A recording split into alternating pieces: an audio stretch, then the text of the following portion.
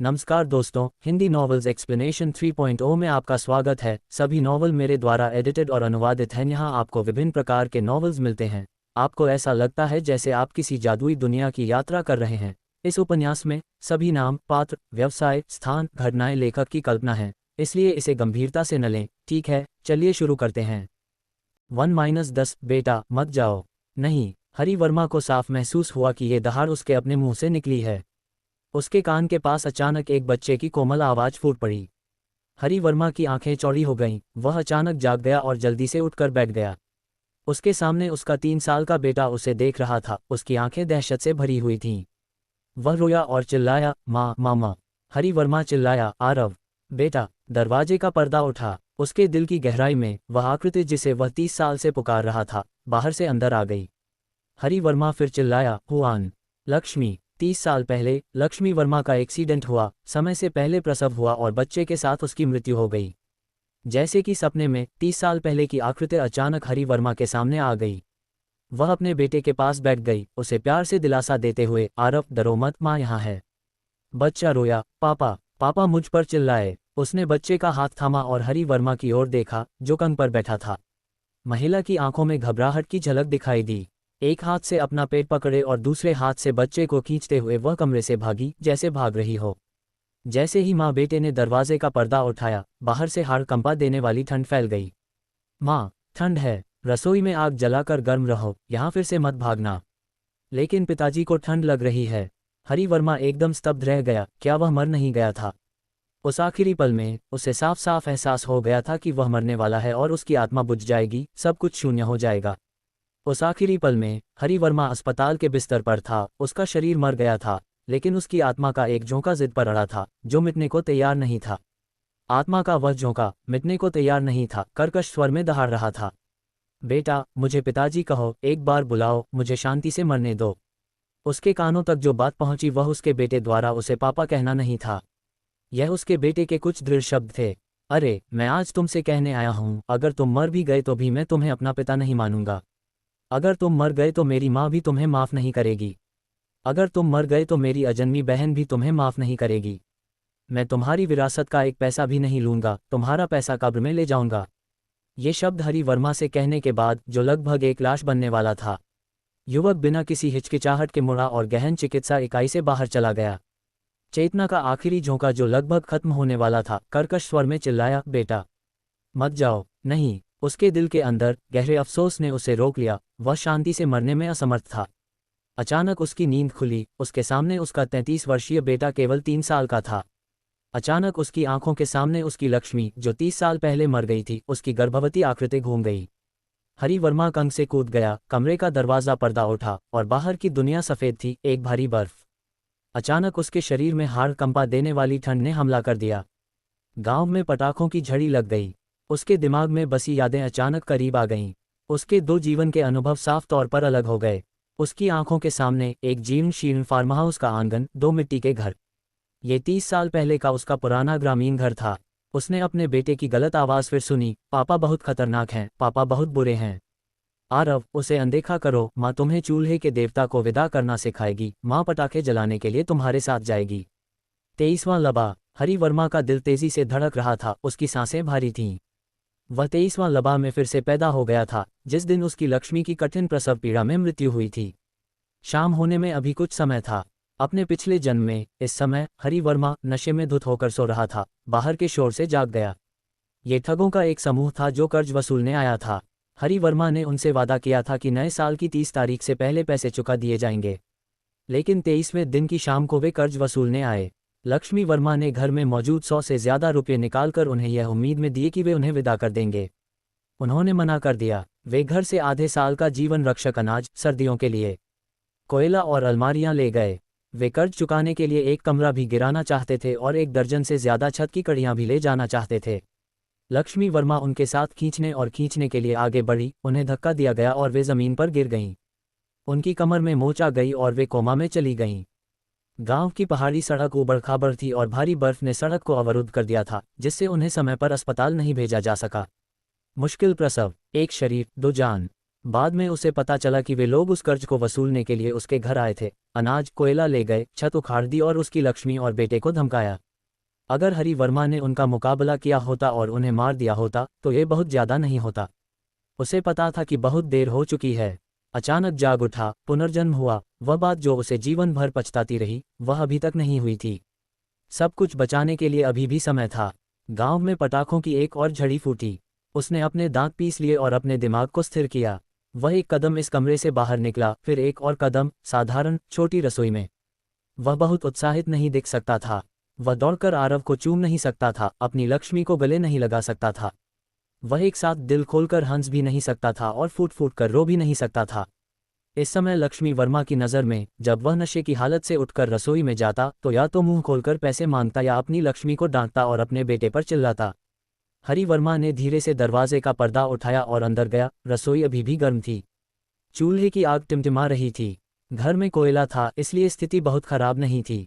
हरि वर्मा अपने 3 साल के आरव को देखता रहा, अपनी लक्ष्मी को देखता रहा जो 8 महीने की गर्भवती थी। वह बस दौड़कर अपनी लक्ष्मी और बेटे को गले लगाना चाहता था, दिल खोलकर हंसना चाहता था और फूट फूट कर रोना चाहता था। लक्ष्मी, बेटा, मैं वापस आ गया। नहीं, इससे उसकी लक्ष्मी और बेटा और भी ज्यादा डर जाएंगे और डर जाएंगे। उसने बोलने के लिए मुंह खोला, लेकिन उसका गला भर आया और कुछ भी नहीं निकला। हरि वर्मा धीरे से नीचे बैठा, अपनी बाहें खोली और मुस्कुराया। उसकी आवाज़ यथासंभव कोमल थी, बेटा आओ, पापा तुम्हें गले लगाएंगे। लक्ष्मी वर्मा की नज़र में हरि वर्मा का ऐसा व्यवहार उसे और भी डरा देता था। लक्ष्मी वर्मा की आवाज़ में याचना भरी थी, हरि वर्मा, मैं तुमसे विनती करती हूँ, हमारे बेटे पर अपना आपा मत खोना। उसे डर था कि तुम्हें ठंड लग रही है, इसलिए वह तुम्हें रजाई उड़ाने के लिए अंदर गया। आरव ने अपनी माँ के पैर को गले लगाया। उसकी आंखें घबराहट से भरी हुई थीं, उसकी आवाज़ कमज़ोर थी, पापा उग्र नहीं, माँ के प्रति उग्र नहीं। हरि वर्मा के दिल में यह एक जुईजी की जिनको की तरह था। उसने अपनी छाती को ढंक लिया और अपने दांत पीसते हुए दर्द को सहन किया। वह कितना बदमाश रहा होगा कि अपनी लक्ष्मी और बेटे को उससे इतना डराया। दोपहर के आसपास वह नशे में धुत हो गया, अपनी लक्ष्मी पर चिल्लाया और अपने बेटे को कोसा। फिर वह कान पर गिर गया और बेहोश हो गया। बाहर गांव में पटाखों की एक और झड़ी लग गई। ये दिन चूल्हे के देवता को सम्मानपूर्वक स्वर्ग वापस भेजने का दिन था। चूल्हे के देवता 23 तारीख को अच्छे कर्मों की बात करने के लिए स्वर्ग जाते हैं और 30 तारीख को शुभता लाने के लिए वापस लौटते हैं। हरि वर्मा ने एक और गहरी सांस ली और अपनी लक्ष्मी और बेटे की ओर देखकर मुस्कुराया। उसका लहजा फिर से जितना संभव था उतना कोमल था। लक्ष्मी, चलो चूल्हे के देवता को स्वर्ग वापस भेजते हैं, चलो पटाखे जलाते हैं और छोटे से नए साल का जश्न मनाते हैं। जब हरि वर्मा ने ये कहा तो उसने बहते हुए आंसुओं को रोका और उन्हें निगल लिया। वह चूल्हे के सामने गया, अपने हाथ आगे बढ़ाए और चूल्हे के देवता की तस्वीर को धीरे से फाड़ दिया जिसकी 1 साल से पूजा की जा रही थी। हुआन, चूल्हे के देवता के केक कहाँ हैं? मुझे 6 दो। क्या ये 6 है ना? लक्ष्मी वर्मा, जो कंध के किनारे पर बैठी थी, अपने 3 साल के बेटे की रक्षा करते हुए, वह हैरान थी। हरि वर्मा के नशे में धुत होकर जागने के बाद उसका रवैया हमेशा की तुलना में 180 डिग्री बदल गया था। वह घूरकर नहीं देख रहा था और चिल्ला नहीं रहा था। वह मुस्कुरा रहा था और दोनों हाथों से सावधानी से चूल्हे के देवता की तस्वीर को फाड़ रहा था, और वह उससे चूल्हे के देवता के केक मांग रहा था। पूछते समय उसकी आवाज़ थोड़ी कांप रही थी। उसने अपने दिल में भारी उत्साह को दबा लिया। हुआन, चूल्हे के देवता के केक कहाँ हैं? 1992 में वे गरीब थे, लेकिन उनके पास अभी भी सफ़ेद आटा था। लक्ष्मी वर्मा ने धीरे से बुदबुदाया, वे बड़े बर्तन में ढके हुए हैं। हरि वर्मा ने चूल्हे पर रखे बड़े लोहे के बर्तन का ढक्कन उठाया और गोल चूल्हे के देवताओं के केक की एक प्लेट बर्तन में ढकी हुई थी। उसने प्लेट के साथ उसे बाहर निकाला। 3 एक साथ रखे हुए थे, 2 ढेर बड़े करीने से व्यवस्थित थे। उसने छोटा धूपदानी ऊपर की ओर घुमाया और अंदर की रेत को ढीला किया। हुआन, धूपदान कहाँ है? हरि वर्मा ने फिर मुस्कुराते हुए पूछा। लक्ष्मी वर्मा और भी उलझन में दिखी। क्या ये वही बच्चे का पिता था जो आधे घंटे पहले शराब पीकर चिल्ला रहा था? हरि वर्मा का रवैया एकदम बदल गया था, एक अलग व्यक्ति की तरह। लक्ष्मी वर्मा खुद को ढाल नहीं पा रही थीं। लक्ष्मी वर्मा को लगा कि वह घर में बचे थोड़े से पैसे पाने के लिए ऐसा कर रहा है। निंगजी, हम नए साल का सामान नहीं खरीदेंगे और हम आरव के लिए नए कपड़े नहीं खरीदेंगे। नए साल के बाद जब वसंत शुरू होगा तो हमें बीज और एक छोटा बकरी का बच्चा खरीदना होगा। मैं आपसे विनती करती हूँ, मुझसे ये थोड़े से पैसे मत मांगिए। लक्ष्मी की आंसू भरी विनती हरि वर्मा के दिल में एक के बाद एक जुईजी की तरह चुभ गई। यह इतना दर्दनाक था कि वह सांस नहीं ले पा रहा था। हुआन, अब से मैं शराब की एक बूंद भी नहीं छूऊंगी, मैं ताश का एक भी हाथ नहीं खेलूंगी, और मैं तुम्हें और हमारे बेटे को फिर से थोड़ी सी भी तकलीफ नहीं होने दूंगी। जब लक्ष्मी वर्मा ने ये शब्द सुने तो उसकी आंखें खाली हो गईं और उसका शरीर जम गया। हुआन, मुझे धूप दो। लक्ष्मी वर्मा को होश आया, उसने कटिंग बोर्ड के ऊपर अलमारी की ओर देखा और उसे लेने के लिए हाथ बढ़ाया। हरि वर्मा आगे बढ़ा और उसके शरीर को स्थिर करने के लिए आगे बढ़ा। पत्नी, हिलना मत, मैं ले आता हूँ। लक्ष्मी वर्मा ने अपना मुंह खोला, स्तब्ध। यह आदमी अचानक जानता है कि अपनी लक्ष्मी की देखभाल कैसे करनी है। हरि वर्मा ने अपना हाथ बढ़ाया, अलमारी के ऊपर से पीली धूप की पोटली निकाली और एक स्टिक निकाली। उसने सावधानी से उसे चूल्हे के ढक्कन के छेद में डाला। फिर उसने उसे बाहर निकाला, हरे रंग का धुआं और अगरबत्ती पर जलती हुई नोक। बेटा, यहाँ आओ, पिताजी तुम्हें धूप चढ़ाना सिखाएंगे। आरव ने अपनी माँ के पैर को गले लगाया, उसकी बड़ी बड़ी आंखें झपक रही थीं, उसका छोटा सा चेहरा उलझन से भरा हुआ था। उसने फिर से माँ की ओर देखा। लक्ष्मी वर्मा ने अपने भ्रमित विचारों को वापस खींचा और धीरे से कहा, आरव, जाओ पापा के साथ धूप जलाओ। जियाओ वेनवेन धीरे धीरे हरि वर्मा के पास चली गई। उसकी आंखों में अभी भी डर था। हरि वर्मा ने चुभने वाले दिल के दर्द को दबा लिया, नीचे झुका और मुस्कुराया। उसने सावधानी से अपने बेटे को अगरबत्ती थमा दी। आओ बेटा, चूल्हे के सामने खड़े हो जाओ, धूप पकड़ो, झुको और उसे धूपदान में डाल दो। आरव 3 साल का था, कद में छोटा था और धूपदान तक नहीं पहुंच सकता था। हरि वर्मा ने पलटकर अपनी बाहें फैलाईं और सावधानी से अपने बेटे को उठाया, आगे की ओर झुका ताकि वह धूपदान में अगरबत्ती डाल सके। छोटे लड़के ने लंबे समय के बाद धूपदान में स्थिरता से अपने छोटे हाथों का इस्तेमाल किया। पापा, मज़ा आ गया। उसने अपने बेटे को अपनी बाहों में पकड़ लिया और उसके माथे को गहराई से चूमा। पीछे हटते हुए हरि वर्मा दोनों घुटनों पर बैठ गया। पिता की गोद में छोटा सा शरीर लिए आरव भी घुटनों के बल बैठ गया। उसने माचिस जलाए और चूल्हे पर रखी मूर्ति को जला दिया, जिससे आग की लपटें राख में बदल गईं। हरि वर्मा का सिर बुरी तरह से नीचे गिर गया। उसके 3 साल के बेटे का छोटा सा सिर भी नीचे गिर गया। हरि वर्मा ने सिर झुका लिया और बहुत देर तक सिर नहीं उठाया। उसके कंधे कांपने लगे, शरीर कांपने लगा और वह अपने होंठ काटता हुआ चुपचाप रो पड़ा। वह अब खुद को रोक नहीं पाया और उसके चेहरे पर आंसू भर आए। पापा, हरि वर्मा ने सिर उठाया, सांस ली और हथेली से आंसू पोंछे। उसने अपनी बाहें फैलाईं और बेटे को कसकर गले लगा लिया। बेटा, पापा को तुम्हारे लिए दुख है, पापा को मम्मी के लिए दुख है, पापा गलत थे। ये दृश्य लक्ष्मी वर्मा, जो कान के किनारे खड़ी थी और अपना पेट पकड़े हुए थी, साफ देख और सुन रही थी। उसे अपनी आंखों पर यकीन नहीं हो रहा था कि हरि वर्मा अपने बेटे को गले लगाएगा और दिल टूटकर रोएगा। उसे अपने कानों पर यकीन ही नहीं हो रहा था कि वह अपनी लक्ष्मी और बेटे से अपनी गलती स्वीकार करने वाले शब्द कहेगा। जब से लाबा महीना शुरू हुआ है, वह सारा दिन बेकार रहता था, अपने शराब पीने वाले दोस्तों के साथ घूमता रहता था, या तो शराब पीता था या ताश खेलता था, परिवार को पूरी तरह से नज़रअंदाज करता था। जब वह वापस आता तो नखरे दिखाता और गालियां देता, फिर कंग पर लेट जाता और शाम तक सोता रहता। 3 साल पहले लक्ष्मी वर्मा ने सोचा था कि जब वह पिता बन जाएगा तो उसके कंधों पर जिम्मेदारियां होंगी, वह घर बसा लेगा और परिवार की देखभाल करेगा। हालांकि 3 साल से भी ज्यादा समय बाद इस आदमी ने उसे बेहद निराश किया। अचानक वह वास्तव में रो पड़ा और अपनी गलती स्वीकार कर ली। लक्ष्मी वर्मा को एक पल के लिए यकीन ही नहीं हुआ, वह इसे स्वीकार करने में असमर्थ थी। पापा, रोना मत, माँ के साथ बुरा व्यवहार मत करना। आरव ने अपने छोटे से हाथ से हरि वर्मा के आंसू पोंछे। अपने 3 साल के बेटे की नज़र में हरि वर्मा चाहे कितना भी बदमाश क्यों न हो, वह भी उसका पापा था। पिछले जन्म में उसकी मृत्युशैया पर जो दृश्य था, उसके बेटे का उसे दृढ़तापूर्वक अस्वीकार करना, ऐसा लगता था कि अभी अभी हुआ है। हरि वर्मा अपने बेटे को गोद में लेकर उसके गाल को चूमते हुए, उसके माथे को चूमते हुए उठ खड़ा हुआ। शाम हो चुकी थी और कुछ गुंडे कर्ज वसूलने आए थे। वे दरवाजे पर पहुंचने ही वाले थे। आरव, माँ के पास रहना, माँ का ख्याल रखना, बाहर मत निकलना। हरि वर्मा ने बेटे को गोद में उठाकर धीरे से जमीन पर लिटा दिया। उसने लक्ष्मी वर्मा को गहरे स्नेह और अपराधबोध से देखा। पत्नी, तुम और बेटा बाहर मत निकलना। हरि वर्मा घर से बाहर निकल गया और दरवाज़ा बंद कर लिया। उसे चिंता हुई, उसे डर था कि उसकी लक्ष्मी बीच बचाव करने के लिए बाहर भागेगी और वे उसे धक्का देकर गिरा देंगे। उसने खिड़की से ताला निकाला और बंद दरवाजे की कुंडी पर लटका दिया। उसने आंगन के कोने में खड़ी लोहे की चौखट को पकड़ लिया। वह आंगन से बाहर निकला, दरवाजे के सामने जमी बर्फ पर छोटी सी ढलान से नीचे उतरा और नदी के मोड़ पर मुख्य सड़क पर खड़ा हो गया। उसने 10 मिनट तक इंतजार किया। दूर से एक मिनीवैन आई और धीरे से उसके सामने रुकी। विक्रम चौहान, एक शहर का गुंडा, एक मोटा पीला कोट और एक गर्म टोपी पहने हुए कार से उतरा। उसके 3-4 अधीनस्थ भी कार से उतरे। ओह निंगजी, तुम्हें पता था कि हम आ रहे हैं? मुझे पता था। क्या तुमने पर्याप्त पैसे जमा कर लिए हैं? नहीं। हरि वर्मा का स्वर ठंडा था, उसकी आंखें ठंडी थीं, बिना किसी घबराहट के। विक्रम चौहान हैरान था, उसके पास पर्याप्त पैसे नहीं थे, फिर भी वह इतनी शांति से बोल रहा था। हरि वर्मा के चेहरे पर एक खौफनाक हत्या का इरादा था। विक्रम चौहान ने अपने हाथ में लोहे के कांटे को देखा, फिर अपनी आंखों को, और अचानक महसूस किया कि यह आदमी आज थोड़ा अलग था, मानो उसका पुनर्जन्म हुआ हो। विक्रम चौहान ने अपनी चालें चली, पहले हरि वर्मा को पैसे जीतने दिए, फिर उसे जीते हुए पैसे हारने दिए, फिर उसे 1,000 रुपये उधार दिए, और फिर उसे वो 1,000 रुपये हारने दिए। फिर उसने उससे एक IOU लिखवाया।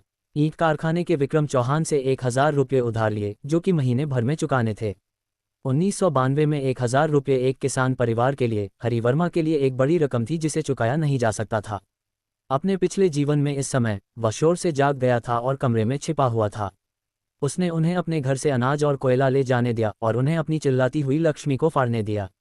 वह कमरे से बाहर नहीं निकला, ठगों को अपने घर में गड़बड़ी करने से नहीं रोका, जिससे एक आजीवन पछतावा पैदा हुआ जिसे ठीक नहीं किया जा सका। पुनर्जन्म। इस समय हरि वर्मा ने अपने घर के सामने ढलान के नीचे उन्हें रोक दिया।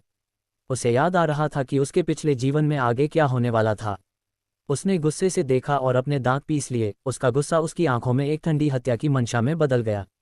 उसने अपने हाथ में 4 नुकीले कांटे को कसकर पकड़ लिया। उसका स्वर दृढ़ था, विक्रम चौहान, मैं तुम्हारा पैसा चुका दूंगा और तुम्हें वापस कर दूंगा। विक्रम चौहान ने अपने कोट को अपने चारों ओर कस लिया और अपना हाथ आगे बढ़ाया। पैसे कहाँ हैं? अभी नहीं। विक्रम चौहान के पीछे खड़े लोगों ने गाली दी। बकवास, अगर तुमने आज हमें पैसे नहीं दिए तो हम तुम्हारे आंगन में घुस जाएंगे और तुम्हारी छत गिरा देंगे।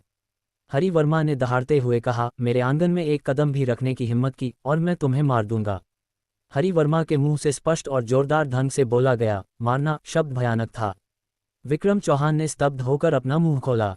हरि वर्मा ने यह बात ऐसे लहजे में कही जैसे कोई व्यक्ति अपने पिछले जन्म में 50 साल की उम्र तक संघर्ष करता रहा हो, जो टोंक शहर का एक बड़ा शख्स हो, जिसे अंडरवर्ल्ड और वैध दुनिया दोनों में हर कोई जानता हो।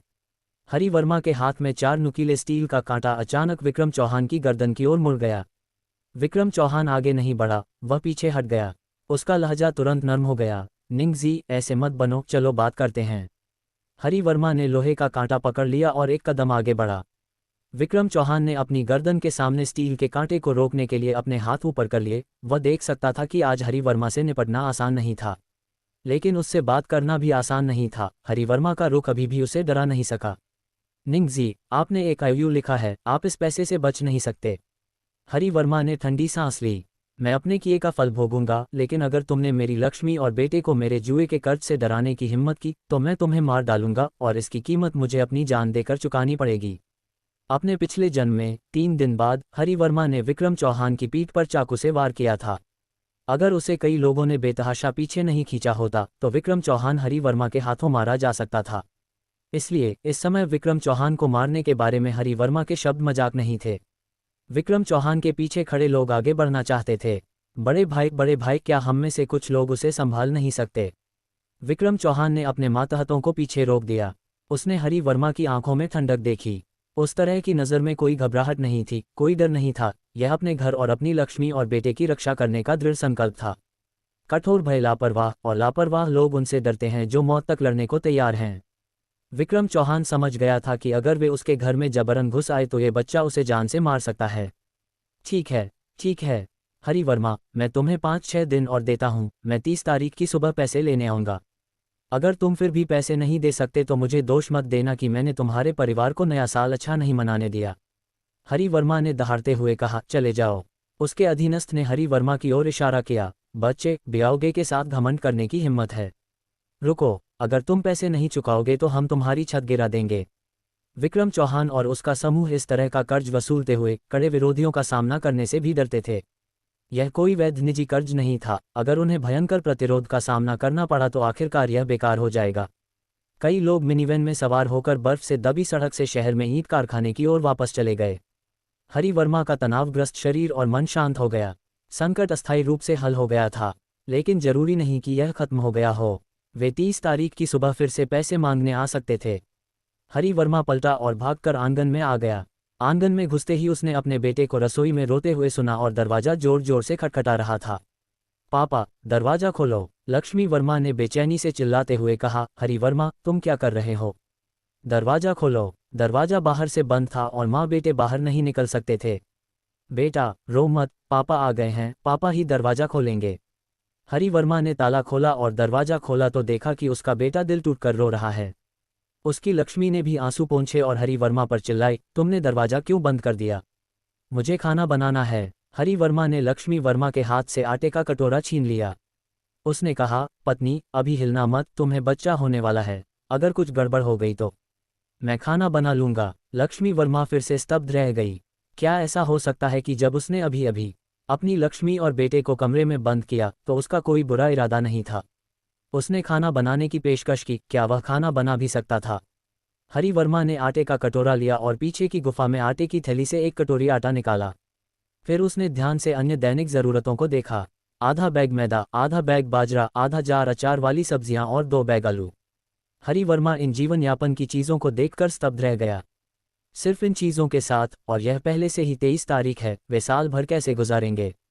उसने एक व्यंग्यात्मक मुस्कान दी और खुद को सांत्वना दी। हाओ जाए, घर पर कोयले की कुछ बोरियां हैं, उनकी लक्ष्मी और बेटा अभी नहीं रुकेंगे। कुछ बोरे गेहूं और मैदा हैं, इसलिए वे अभी भूखे नहीं रहेंगे। मांस होगा, नए साल का सामान होगा, नए कपड़े होंगे। अभी 5 दिन बाकी हैं। पुनर्जन्म के बाद सबसे ज़रूरी काम है अपनी लक्ष्मी और बेटे के लिए ये खाना अच्छी तरह से पकाना ताकि वे अच्छे से खा सकें। उसने आटे का एक कटोरा उठाया और अपनी लक्ष्मी और बेटे को मुस्कुराते हुए रसोई में वापस आ गया। हुआन, मैं लंबे नूडल्स नहीं बना सकता, लेकिन मैं सॉस के साथ खींचे हुए नूडल्स बना सकता हूँ। पुनर्जन्म का मतलब यह नहीं था कि वह सब कुछ जानता था। वह कटिंग बोर्ड पर लंबे नूडल्स बनाना नहीं जानता था। लक्ष्मी वर्मा ने अपना पेट पकड़ा, उसकी आंखें चौड़ी हो गईं, वह आटा गूंथ रहे हरि वर्मा को घूर रही थी। निंगजी, तुम आखिर क्या करने की कोशिश कर रहे हो? पूरी सर्दी में वह या तो शराब पीता था या जुआ खेलता था। लक्ष्मी वर्मा को पहले से ही इसकी आदत थी। जब उसने अचानक अपनी लक्ष्मी और बेटे के लिए स्नेह दिखाया तो लक्ष्मी वर्मा को बस डर लगा। वह शायद लक्ष्मी वर्मा के पास मौजूद थोड़े से पैसे पाने के लिए ऐसा कर रहा होगा। निंगजी, मैं तुमसे विनती करता हूँ, कृपया मुझसे पैसे मत मांगना, ठीक है? हरि वर्मा ने कटिंग बोर्ड पर आटा गूंथा, फिर उसे बेसिन से ढक दिया ताकि वह थोड़ी देर के लिए आराम कर सके। आरव कटिंग बोर्ड पर झुक गया, उसकी बड़ी बड़ी आंखें झपक रही थीं। पापा, मीट नूडल्स खाओ। हरि वर्मा का दिल फिर से दुखने लगा। नए साल का बकरी नहीं था, घर में मीट कहाँ होगा? केवल अचार वाली सब्जियां और आलू थे। आरव की बड़ी बड़ी आंखें और बड़ा सिर था, उसकी आवाज़ नर्म और मीठी थी, बेहद प्यारी। लेकिन उसके बाल थोड़े पीले और विरल थे, उसका शरीर पतला और कमजोर था, ठंडी हवा का झोंका उसे उड़ा सकता था। उसकी लक्ष्मी 8 महीने की गर्भवती थी, उसका चेहरा पीला था और उसकी चिंता के साथ केवल उसकी सुंदर बड़ी बड़ी आंखें झपक रही थीं। उसका बेटा गोरा और गोलमटोल होना चाहिए था, उसकी लक्ष्मी को गोरा और गोलमटोल होना चाहिए था। उसकी लक्ष्मी और बेटे को अपने पोषण की पूर्ति के लिए मांस की आवश्यकता थी। हरि वर्मा ने फैसला किया कि उसकी लक्ष्मी और बेटे को इस भोजन के लिए मांस खाना चाहिए। 23 तारीख हो चुकी थी, गांव में कुछ परिवारों ने अपने नए साल के सुअरों को मार डाला होगा। वह पहले थोड़ा उधार लेगा। पत्नी, मुझे थोड़ा बाहर जाना है, अगर तुम्हारे पास 50 माओ हो तो दे दो, हमारे बेटे के लिए पटाखों की एक माला खरीदनी है। तुम हमारे बेटे के लिए पटाखे खरीद रही हो, शराब नहीं पी रही हो? हरि वर्मा का दिल फिर से धड़क उठा। पत्नी, बस पटाखों की एक माला खरीदनी है। अभी अभी लक्ष्मी वर्मा ने बच्चे से उसके साथ पटाखे जलाने का वादा किया था और वह पहले से ही बाहर जाकर पटाखों की एक माला खरीदने की योजना बना रही थी। लक्ष्मी वर्मा ने पीछे मुड़कर बहुत देर तक जेब में हाथ डाला, 50 माओ निकाले और सावधानी से हरि वर्मा को थमा दिए। क्या तुम वाकई हमारे बेटे के लिए पटाखे खरीद रहे हो? लक्ष्मी वर्मा को डर था कि वह 50 माओ लेकर सस्ती शराब खरीद लेगा और फिर से नशे में धुत हो जाएगा। बीवी, माइनर न्यू ईयर है, घर में कुछ शोर तो होना ही चाहिए न? 50 माओ को सावधानी से थामे हरि वर्मा के हाथ कांप रहे थे। पापा, मांस खाओ, पटाखे मत जलाओ। हरि वर्मा ने नीचे बैठकर अपने बेटे के छोटे से गाल को चूमा। बेटा, हम मांस खाएंगे और पटाखे भी जलाएंगे। आज से पापा ये साल तुम्हारे और तुम्हारी माँ के साथ जिंदादिली और खुशी से बिताएंगे। मैं 20 मिनट में वापस आ जाऊंगा। पहले वे दूसरे चाचा के परिवार से मांस का एक टुकड़ा उधार लेने जाते थे।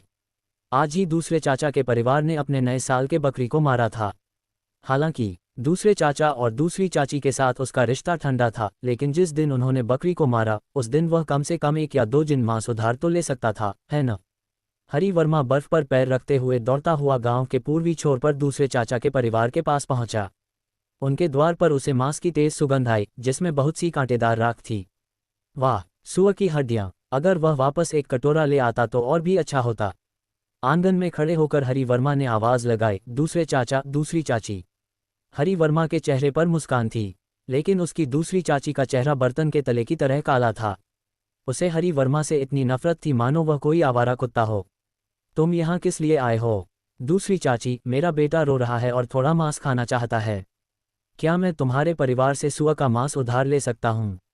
मैं इसे कुछ दिनों में लौटा दूंगा। दूसरी चाची ने नाक से सूंघते हुए कहा, तुम्हारे परिवार ने नए साल पर बकरी नहीं पाला, तुम मुझे क्या वापस दोगे? जाओ किसी और से उधार ले आओ। ये कहकर हरि वर्मा की दूसरी बुआ ने दरवाजे का पर्दा उठाया और घर के अंदर चली गईं। आंगन में खड़े हरि वर्मा के चेहरे पर अभी भी अजीब सी मुस्कान थी, पूरे शरीर में ठंडक महसूस हो रही थी। 3 साल पहले जब उनके पिता का निधन हुआ तो दूसरे चाचा और दूसरी बुआ हरि वर्मा के प्रति अजनबी की तरह उदासीन हो गए थे। हरि वर्मा ने दांत पीसकर उमड़ते हुए दुख और आक्रोश को अपने पेट में वापस निगल लिया। वह मुड़ा और चला गया। यह उसकी अपनी गलती थी कि उसे पसंद नहीं किया गया। अगर उसके पास कुछ पैसे थे तो उसने या तो दुकान से शराब खरीदकर या जुए की मेज पर फेंक दिए। हालांकि चाहे वह कितना भी बदमाश क्यों न हो, अपने 3 साल के बेटे और गर्भवती लक्ष्मी की खातिर उसकी अपनी दूसरी चाची हाओ जाए उसे मांस का एक टुकड़ा उधार दे सकती है। वह उधार नहीं देगी। दूसरी मौसी ने कहा कि उसके पास चुकाने के लिए कुछ भी नहीं है। वह मुड़ा और भारी कदमों से बाहर निकल गया और मनोज सिन्हा परिवार की छोटी सी दुकान पर 50 माओ के पटाखे खरीदने चला गया। घर लौटते समय उसका दिल और भी भारी हो गया। सिर्फ पटाखों की आवाज़ ही काफ़ी नहीं थी। उसके बेटे की आंखें मांस खाने की उत्सुकता से भरी थीं, और उसकी गर्भवती लक्ष्मी, उसे नए साल के सुअर के मांस का एक निवाला कैसे नहीं चाहिए। वह मीना देवी के परिवार के गेट पर चला गया। मेईगू के परिवार ने बकरी नहीं मारा था, लेकिन उसे मांस की तेज सुगंध आ रही थी। इस भोजन में मांस खाने वाले अपने लक्ष्मी और बेटे की खातिर उसने अपना चेहरा पोंछा और उसे अपनी पैंट की जेब में ठूंस लिया। वह मीना देवी के परिवार के गेट पर पहुंचा।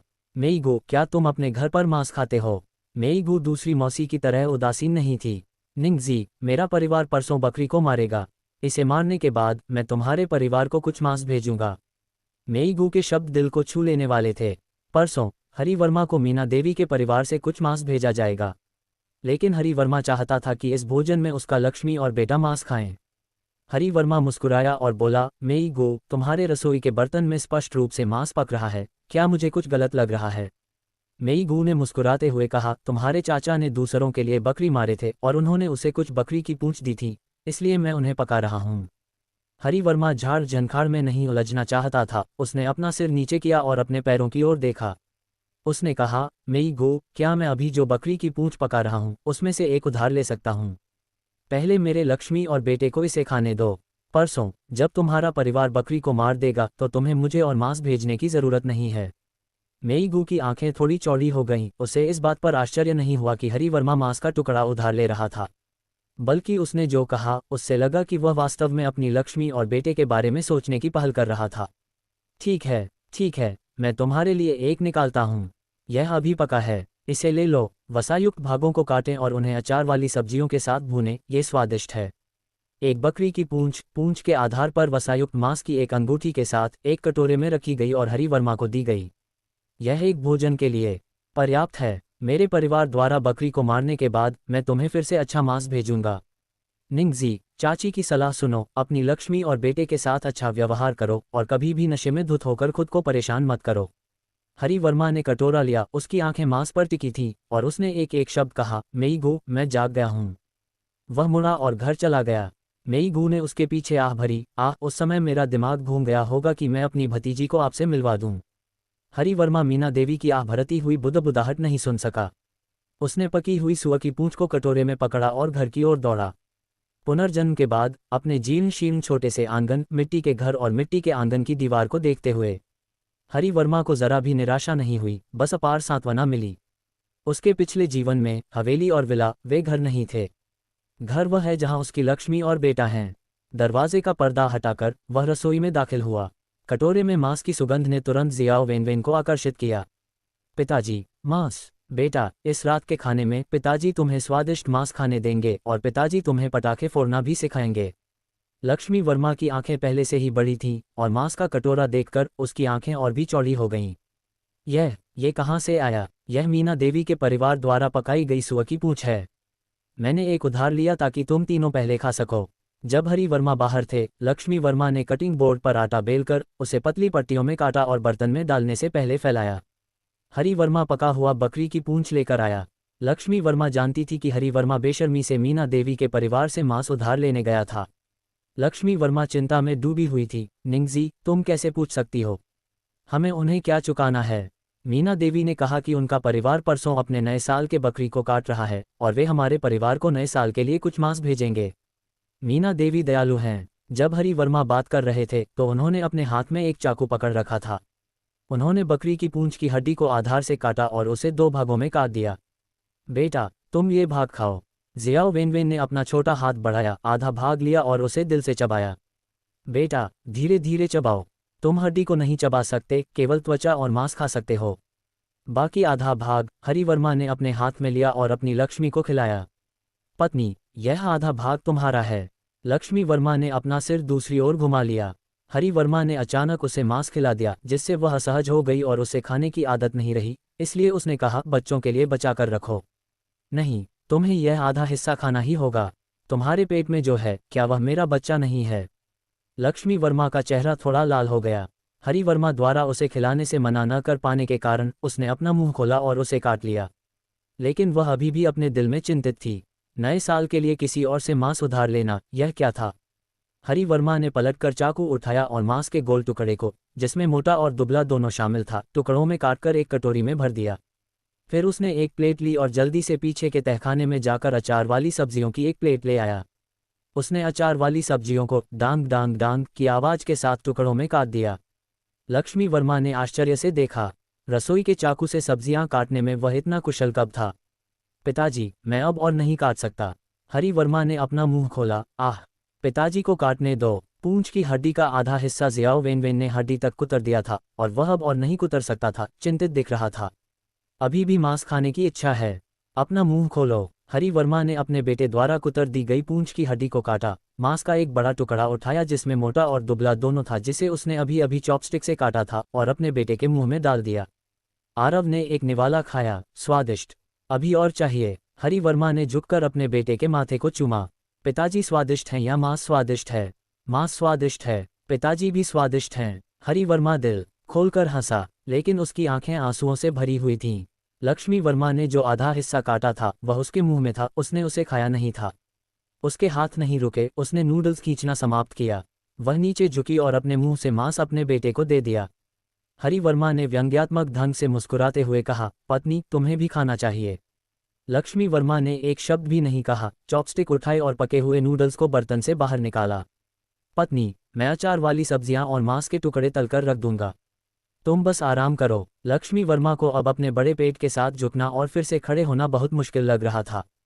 कड़ी मेहनत करने वाली किसान महिलाओं का मतलब यह नहीं था कि वे वास्तव में मजबूत थीं, ये सिर्फ ज़रूरत के लिए था। हरि वर्मा ने उसे आराम करने के लिए धीरे से कंध के किनारे खींच लिया। पत्नी, अच्छा रहो। देखो, मैं जो अचार वाली सब्जियां और मांस के टुकड़े तलकर रखूंगा, वे बिल्कुल भी खराब नहीं होंगे। उसने बर्तन से नूडल सूप निकाला, लोहे के बर्तन को साफ पानी से धोया और उसे चूल्हे पर रख दिया। उसने बर्तन में जार से वनस्पति तेल डाला।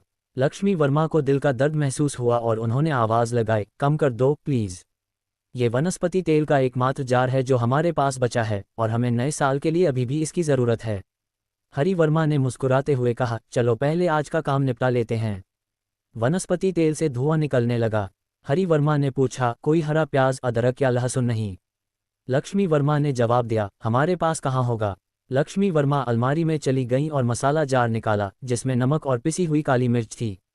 लक्ष्मी वर्मा घबरा कर चिल्लाईं, तेल से धुआं निकल रहा है। जल्दी से अचार वाली सब्जियां डालो। हरि वर्मा ने अचार वाली सब्जियों की कटी हुई प्लेट बर्तन में डाल दी। सिजल, खट्टी सुगंध हवा में भर गई। पत्नी, अगर हमारे पास कुछ कांच के नूडल्स होते तो कितना अच्छा होता। हमारे पास कांच के नूडल्स कहाँ होते? पापा, मुझे कांच के नूडल्स और मांस खाना है। हरि वर्मा ने बर्तन में अचार वाली सब्जियों को चॉपस्टिक से हिलाया, नीचे झुका और अपने बेटे को चूमा जो बकरी की पूंछ की हड्डी को कुतर रहा था। उसने मुस्कुराते हुए कहा, पिताजी कल हमारे परिवार के लिए कांच के नूडल्स खरीदेंगे। लक्ष्मी वर्मा की अभिव्यक्ति और भी उदास हो गई। हमें कांच के नूडल्स खरीदने के लिए पैसे कहाँ से मिलेंगे? हरि वर्मा का स्वर दृढ़ और गंभीर था, कल मैं कांच के नूडल्स, लहसुन के अंकुर, मूंगफली और नए कपड़े खरीदने के लिए पैसे कमाने जाऊंगा। बात करते हुए उसके हाथ नहीं रुके।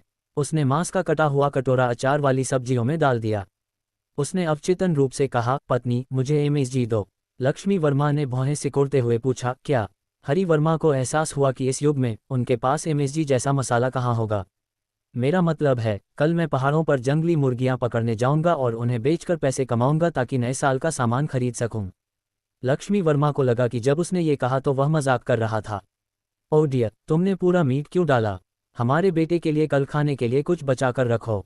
शिकायत करते हुए लक्ष्मी वर्मा ने अपनी चॉपस्टिक से आधे से ज्यादा मीट को उठाया जो उसने अभी अभी डाला था। मैं बस यही चाहती थी कि तुम और हमारा बेटा ज्यादा खाओ। लक्ष्मी वर्मा ने शिकायत की, लेकिन तुम एक बार में सब कुछ नहीं खा सकते।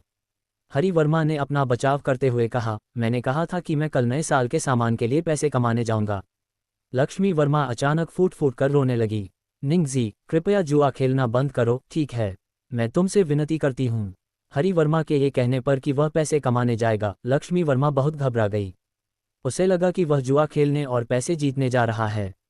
हरि वर्मा के मुंह से निकला पैसा शब्द लक्ष्मी वर्मा के कानों में सिर्फ डर की तरह लगा। हरि वर्मा ने पैसे का जिक्र नहीं किया।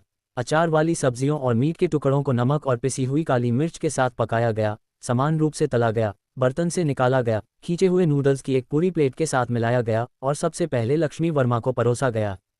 पहले तुम खाओ, जब तक तुम्हारा पेट न भर जाए तब तक खाओ और फिर हम अपने बेटे के साथ पटाखे फोड़ेंगे। चाहे जो भी कहा गया हो, हरि वर्मा ने लक्ष्मी वर्मा के सामने मिक्स नूडल्स और सब्जियों की एक प्लेट रख दी। यह एक ऐसा सक्रिय उत्साह था जो उसने सालों में नहीं देखा था।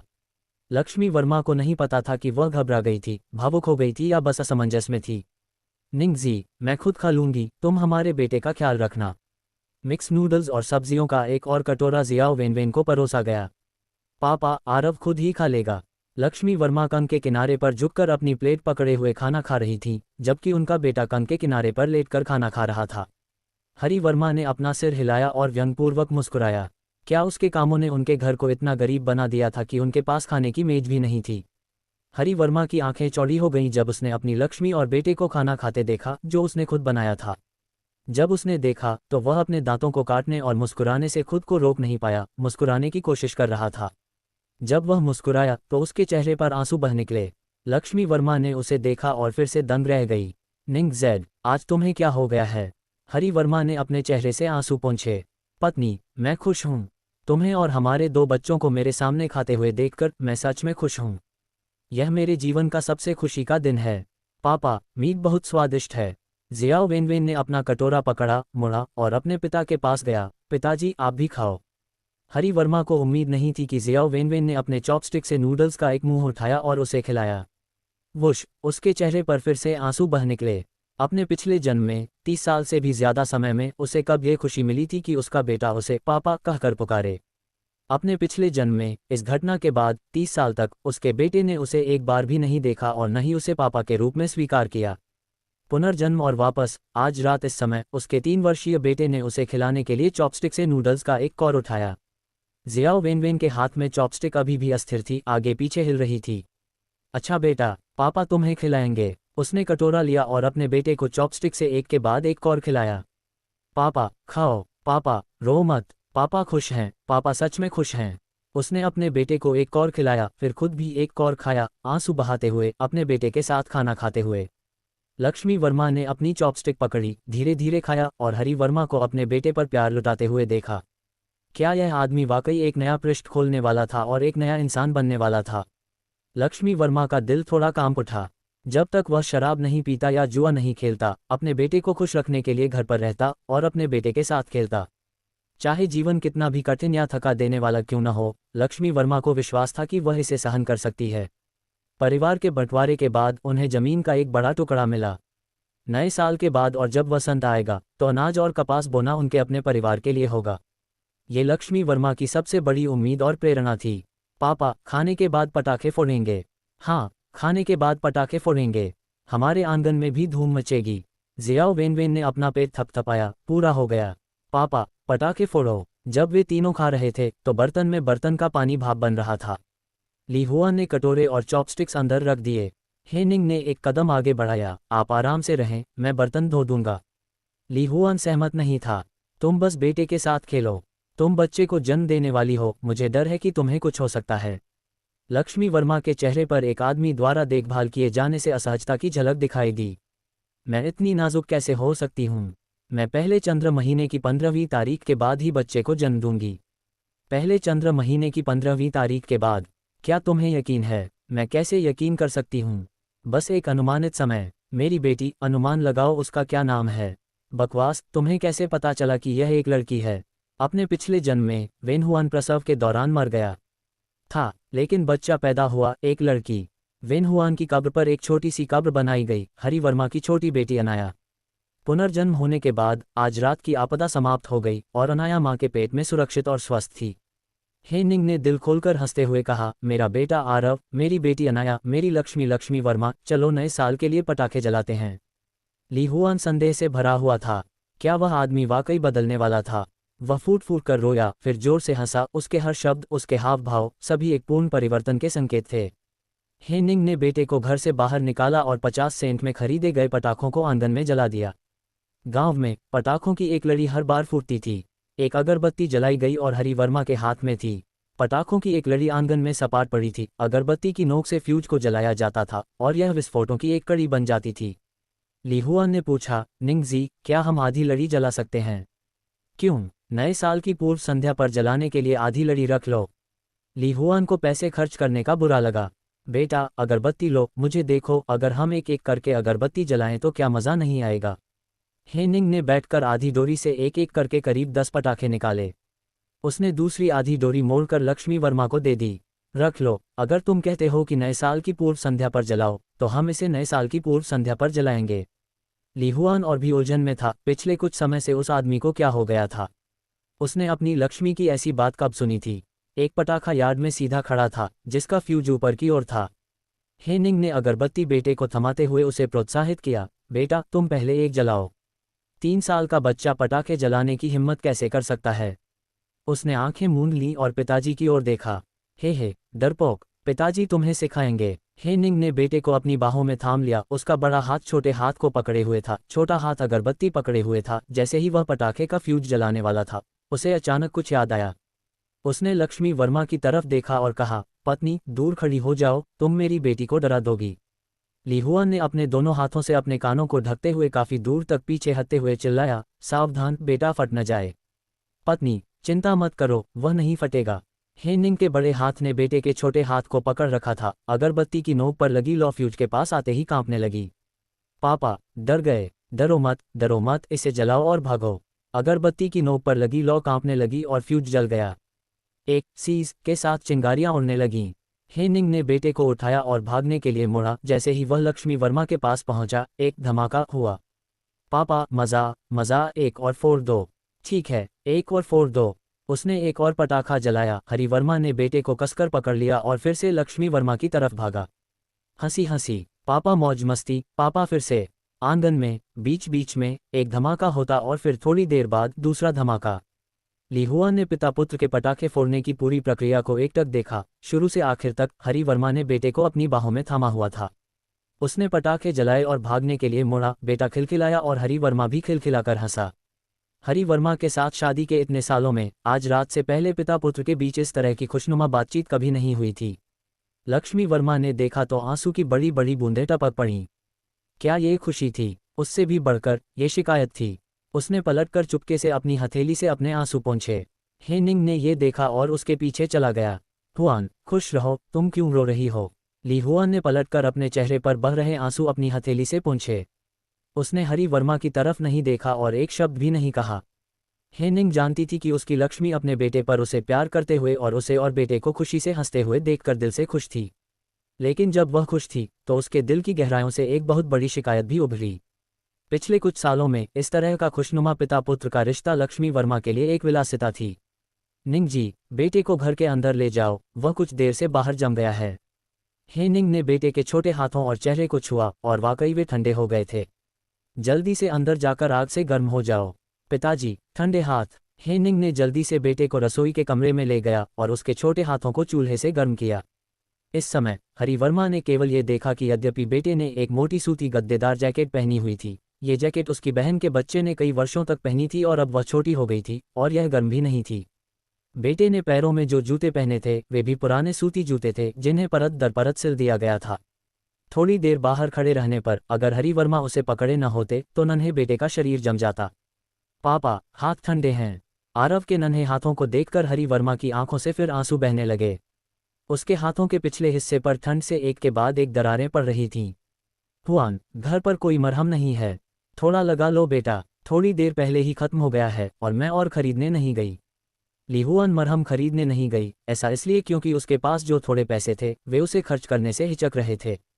जहां तक चीज़ों की बात है, जब भी हो सके बचा कर रखें और अगर ज़रूरत न हो तो न खरीदें। हुआन, यह नहीं चलेगा। बेटे के हाथ ठंड से फट गए हैं। उसे मरहम चाहिए, उसे दस्ताने चाहिए। तुम्हारे पास जो पैसे हैं, मुझे $1 दो, मैं जाकर बेटे के लिए मरहम और दस्ताने खरीद लाऊंगी। हेनिंग ने फिर से पैसे मांगने के लिए मुंह खोला। सहज रूप से लक्ष्मी वर्मा घबरा गई, लेकिन उसने कहा कि वह बेटे के लिए दस्ताने और मरहम खरीदने के लिए है क्योंकि वह बेटे से बहुत प्यार करता है। लीहुआन एक पल के लिए झिझकी, फिर अपने कपड़ों के नीचे जेब में हाथ डाला। निंग जी, ये थोड़े पैसे वसंत में पिगलेट खरीदने, प्लास्टिक फिल्म खरीदने और बीज खरीदने के लिए हैं। अगर ये सब खर्च हो गए तो हम क्या करेंगे? हेनिंग ने बेटे के हाथों को कसकर ढक दिया। उसने गंभीरता से समझाया, हुआन, ये चीज़ें वसंत में नहीं खरीदनी हैं। तब तक मैं बहुत सारा पैसा कमा चुका होऊंगा। तुम इसे कैसे कमाओगे? ठंड और बर्फ पड़ रही है। ठंड और बर्फीले मौसम में पैसे कमाने के अच्छे तरीके हैं। तुम मुझे पहले $1 दो और मैं बेटे के लिए मरहम और दस्ताने खरीदूंगा। हेनिंग समझ सकता था कि अपनी लक्ष्मी से 50 सेंट या $1 मांगना कितना मुश्किल था, लेकिन आज हरि वर्मा के व्यवहार ने लक्ष्मी वर्मा के दिल को छू लिया। ऐसा लग रहा था कि वह वास्तव में शराब खरीदने या जुआ खेलने के लिए ये डॉलर नहीं मांग रहा था। उसने $1 निकाला और जैसे ही वह उसे हरि वर्मा को देने वाली थी, लक्ष्मी वर्मा का हाथ फिर से पीछे हट गया। निंग जी, जुजियाही गांव की दुकान में बच्चों के दस्ताने नहीं हैं, मैंने पूछा है। तो मैं खरीदने के लिए शहर जाऊंगा। लीहुआन ने तुरंत मना कर दिया। नहीं, आपको शहर नहीं जाना चाहिए। आप निश्चित रूप से शहर में जुआ खेलेंगे और यह डॉलर निश्चित रूप से खो जाएगा। हेनिंग ने एक व्यंग्यात्मक मुस्कान दी। अंधेरा था, 30 लीग दूर वह शहर भी नहीं जा सकता था। लीहुआन ने डॉलर को एक डाइम में बदल दिया। यहाँ, आप हमारी दुकान पर जाएं और एक मरहम खरीदें। उसने अपनी लक्ष्मी के हाथ से डाइम ले लिया। वह मुड़ा और बाहर भागा।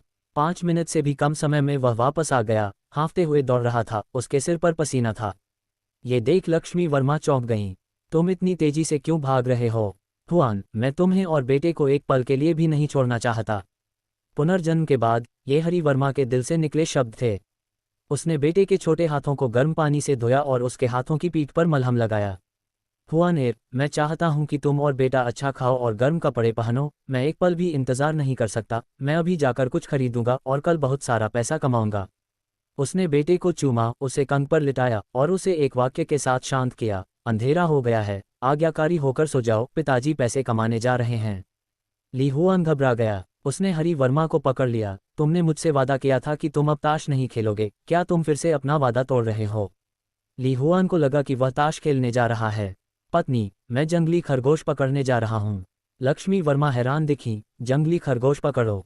हाँ, जंगली खरगोश पकड़ो और पैसे के लिए बेचो। लक्ष्मी वर्मा और भी हैरान थी। क्या तुम उन्हें पकड़ सकती हो? आज रात मैं 2 जंगली खरगोश पकड़ूंगी और कल सुबह मैं हिमगिरी माइनिंग कॉलोनी जाऊंगी और उन्हें वहां के खनिकों को बेचूंगी। फिर हमारे पास नए साल के सामान के लिए पैसे होंगे। हिमगिरी माइनिंग कॉलोनी में भूमिगत काम करने वाले कोयला खनिकों के पास पैसे हैं। नए साल से पहले के कुछ दिनों में सुअर का मांस, खरगोश का मांस, चिकन और भेड़ का मांस हमेशा वहां बेचा जा सकता है। लेकिन लक्ष्मी वर्मा को इस पर विश्वास नहीं हुआ। इस ठंडे, बर्फीले मौसम में वह जंगली खरगोश कैसे पकड़ सकता है? हरि वर्मा ने ठहाका लगाया। उसने उसे आश्वस्त किया, तुम आरव को शांति से सोने के लिए मनाओ, मैं जल्दी ही वापस आ जाऊंगा। लक्ष्मी वर्मा पूछना चाहती थी, क्या तुम सच में ताश नहीं खेलने जा रही हो? ये वाक्य वापस निगल लिया गया और पूछा नहीं गया। हरि वर्मा मुड़ा और कमरे से बाहर चला गया। अपने पिछले जन्म में इसी समय लक्ष्मी वर्मा गिर गई थी और घायल हो गई थी। उसका पेट दर्द कर रहा था। गर्मी के बिस्तर पर दर्द से तड़प रही थी। वह अपनी सुस्ती से झटके से उठा, दूसरी चाची से मदद मांगने के लिए यार्ड से बाहर गांव के पूर्वी छोर पर भागा। जब वह बंजर भूमि के एक टुकड़े पर भागा तो उसने 2 जंगली खरगोशों को चौंका दिया। समय गिनते हुए उन 2 जंगली खरगोशों को चौंका देने में अभी भी 1 घंटा बाकी था। पुनर्जन्म लेने के बाद वह इस तथ्य को नहीं बदल सकता था कि वे 2 जंगली खरगोश उस बंजर भूमि पर दिखाई देंगे। घर पर एक महीन जालीदार जाल था। हरि वर्मा पीछे की गली में गया जहां टूटी हुई चीजें रखी हुई थीं, एक गुफा में। इधर उधर टटोलने के बाद उसे न केवल ये बड़ा जाल मिला, बल्कि एक मोटा भारी भेड़ की खाल का कोट भी मिला। बढ़िया, भेड़ की खाल का कोट पहनकर 1 घंटे तक बर्फ में बैठने से वह जम नहीं जाएगा। उसे 4-2 मीटर लंबे भान के डंठल भी खोजने थे। उसे एक रस्सी की भी जरूरत थी, जितनी लंबी होगी उतनी अच्छी होगी। उसे लंबी रस्सी नहीं मिली, इसलिए वह कमरे में वापस गया और लक्ष्मी वर्मा से पूछा, तुम्हारे पास ऊन के धागे की एक गेंद है, क्या मैं इसका इस्तेमाल कर सकता हूँ? लक्ष्मी वर्मा गर्म ईंट के बिस्तर पर बैठी हुई अपने पति को घूरते हुए आरव को सुलाने के लिए मना रही थी। उसे केवल ऊन के धागे की एक गेंद चाहिए थी, ऐसा नहीं था कि वह पैसे मांग रहा था। लक्ष्मी वर्मा ने मुड़कर गर्म ईंट के बिस्तर के कोने में लकड़ी के बक्से से ऊन के धागे की गेंद निकाली। उसने पूछा, क्या ये जंगली खरगोश को पकड़ सकता है? हाँ। हरि वर्मा ने गर्म ईंट के बिस्तर पर सो रहे अपने बेटे को देखा, मुस्कुराया। वह वास्तव में अपनी लक्ष्मी और बेटे को 1 सेकंड के लिए भी नहीं छोड़ना चाहता था। लेकिन नए साल का सामान, नए कपड़े, नई टोपियां और नए दस्ताने और भी महत्वपूर्ण थे। भारी भेड़ की खाल का कोट पहने हुए, जाल, एक थैला और 4 भान के डंठल लेकर वह गांव की सड़क के बगल में बंजर भूमि की ओर बढ़ा। 1 घंटे बाद 2 बड़े भूरे सफ़ेद खरगोश पहाड़ी से नीचे कूदे। जब तक हरि वर्मा उन्हें चौंका नहीं देते, खरगोशों की उछल कूद और कान खड़े करने की छोटी छोटी हरकतें नहीं बदलतीं। भान के 4 डंठलों को जमीन में गाड़ दिया गया और उनके बीच में जगह छोड़ दी गई। जाल को खोलकर भान के डंठलों पर टिका दिया गया। फिर उसने ऊन के धागे का इस्तेमाल करके भान के डंठलों को लपेट दिया। उसने ऊन के धागे की रस्सी के लंबे सिरे को जाल से 100 मीटर दूर पकड़ रखा था। हरि वर्मा नीचे बैठ गया और दोनों खरगोशों के दौड़ने का इंतजार करने लगा। उसे थोड़ा असहज महसूस हुआ, उसने पहले ही कुछ चीज़ें बदल ली थीं। हो सकता था कि खरगोश टिका हुआ जाल देखकर उसके नीचे न जाएं। उसने आधे घंटे तक धैर्यपूर्वक इंतजार किया। उन दिनों जंगली खरगोश 7 या 8 रुपये में बिक जाता था। 7 या 8 रुपये में सेवई का एक बंडल, लहसुन के अंकुरों का एक बंडल, 2 मछलियाँ, 5 जिन मूंगफली और 2 जिन कैंडी खरीदी जा सकती थी। नए साल के इन सामानों के बारे में सोचते हुए उसने अपनी आंखें जाल पर टिका दीं। पहाड़ी से 2 भूरे सफ़ेद आकृतियां नीचे कूदीं। हरि वर्मा ने सोचा, इस बर्फीले इलाके में खरगोशों के खाने के लिए क्या है? अपनी आंख के कोने से उसने बंजर भूमि के सामने गांव के घरों के खलिहान को देखा, जहां गेहूं के भूसे के कई ढेर लगे हुए थे। उसने समझ लिया, रात होते ही खरगोश भोजन की तलाश में खलिहान की ओर चले गए। हरि वर्मा बिना हिले डुले ऊनी धागे की रस्सी को हाथ में कसकर पकड़े रहा। उसने सावधानी से जाल को उस जगह पर रखा था जहां से खरगोश गुजरने वाले थे। वह खरगोशों को उछलते हुए देखता रहा। जाल 2 मीटर ऊंचा था, यह उन्हें नीचे से गुजरने से नहीं रोक पाया। हरि वर्मा का दिल धड़क उठा। उसने मन ही मन कहा, अंदर जाओ, जल्दी से अंदर जाओ। पहला खरगोश अंदर चला गया, लेकिन पीछे वाला खरगोश थोड़ा पीछे रह गया था। पहला खरगोश रुक गया, अपने पिछले पैरों पर खड़ा हो गया। उसे नहीं पता था कि वह क्या देख रहा है। दूसरे खरगोश ने 2 छलांगें लगाईं। वे दोनों अब जाल के नीचे थे। बिना किसी हिचकिचाहट के हरि वर्मा ने अपने हाथ में ऊनी धागे की रस्सी को जोर से खींचा। ऊनी धागे की रस्सी से बंधे हुए 4 तने अचानक नीचे गिर गए। जाल फैल गया और 2 खरगोशों पर आ गिरा। खरगोश चौंक गए और बचने के लिए अपने पिछले पैरों को जोर से पटकने लगे। लेकिन जाल ने उन्हें लपेट लिया और जितना वे भागते, जाल उतना ही कसता जाता। खरगोश और जाल आपस में उलझ गए। हरि वर्मा दौड़े और खरगोशों को जाल से छुड़ाने में उन्हें काफ़ी मशक्कत करनी पड़ी। 10 रुपये से ज़्यादा हाथ में है। अपने पिछले जन्म में जब वे 50 वर्ष के थे तो उनके खाते में हर मिनट लाखों या लाखों रुपये आते थे। इस तरह से पैसा कमाने से उन्हें कोई एहसास नहीं होता था। लेकिन इन 2 खरगोशों को बेचकर 10-10 रुपये उसके दिल को संतुष्टि और खुशी से भर गए। बेटा, हमारे पास सेवई है, हमारे पास कैंडी है, हमारे पास मूंगफली भी है। हालांकि यह उसकी लक्ष्मी और बेटे के लिए नई टोपी, नए कपड़े और नए सूती जूते खरीदने के लिए पर्याप्त नहीं था। अपने पिछले जन्म में कल दोपहर वह एक जगह देखने के लिए पहाड़ों पर गया था। अपनी मृतक लक्ष्मी और अपनी बेटी के लिए दफनाने की जगह खोजने के लिए, जो कम उम्र में मर गई थी। उस जगह पर तीतरों का एक झुंड था और कब्र खोदने वाले लोगों ने उनमें से 10 से अधिक को पकड़ लिया। हरि वर्मा कल दोपहर तक इंतजार नहीं कर सकता था। वह आज रात अपनी किस्मत आजमाएगा। एक तीतर 5 रुपये में भी बिक सकता था।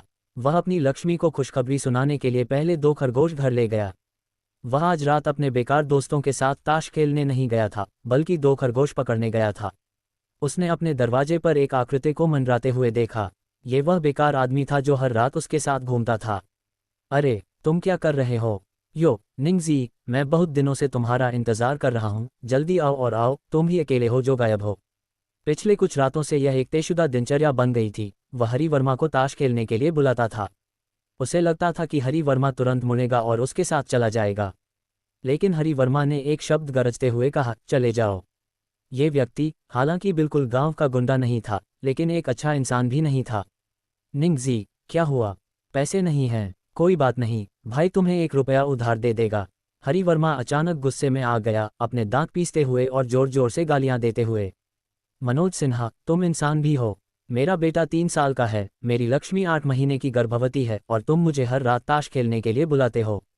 तुम मुझे शहर में घसीट लाए और यांग ने मुझे ठगा, काश मैं तुम्हें मार पाता। ये कुछ गालियां लक्ष्मी वर्मा ने सुनी, जो अभी अभी कमरे से बाहर आई थी। हरि वर्मा फिर से दहाड़ा, चले जाओ। कसम खाता हूं, अगर मैं फिर कभी ताश खेलने के लिए तुम कमीनों के पीछे गया तो मैं अपनी उंगलियां काट लूंगा। इन शब्दों ने उसे बुलाने आए व्यक्ति को डरा दिया और वह मुड़ा और भाग गया। हरि वर्मा अभी भी अपनी नाक से भारी सांस ले रहा था। लक्ष्मी वर्मा आंगन से बाहर आए, उसकी आवाज़ थोड़ी कांप रही थी और उसने पुकारा, निंगजी। हरि वर्मा ने तुरंत मुस्कुराहट से भरा चेहरा बदल दिया और बैग उठाया। पत्नी, देखो। बैग में रखी चीजें चौंक गईं और बेतहाशा हिल रही थीं। लक्ष्मी वर्मा की आंखें चौड़ी हो गईं। सुअर के बच्चे, तुम सिर्फ सुअर के बच्चों के बारे में सोचो, वे 2 जंगली खरगोश हैं, कल 18 या 20 रुपये में बिकेंगे। लक्ष्मी वर्मा की आंखें चमक उठीं। तुमने सच में खरगोश पकड़े हैं? बेशक, मैं तीतर भी पकड़ने जा रहा हूँ। खरगोश और तीतर, मैं उन्हें कल सुबह हिमगिरी माइनिंग कॉलोनी ले जाऊंगा और मजदूरों को बेच दूंगा। फिर हमारे पास नए साल का सामान और नए कपड़े होंगे। लक्ष्मी वर्मा को उस पर यकीन नहीं हुआ और उसने जोर देकर पूछा कि क्या बैग में वाकई खरगोश हैं। हरि वर्मा बैग को कमरे में ले गया, छेद खोला और अपनी लक्ष्मी को दिखाया। वे वाकई जंगली खरगोश थे जो पहाड़ों पर घूमते थे। निंगजी, क्या तुमने सच में उन्हें पकड़ा है? क्या ये हो सकता है कि मैंने किसी के घर से जंगली खरगोश चुराए हों?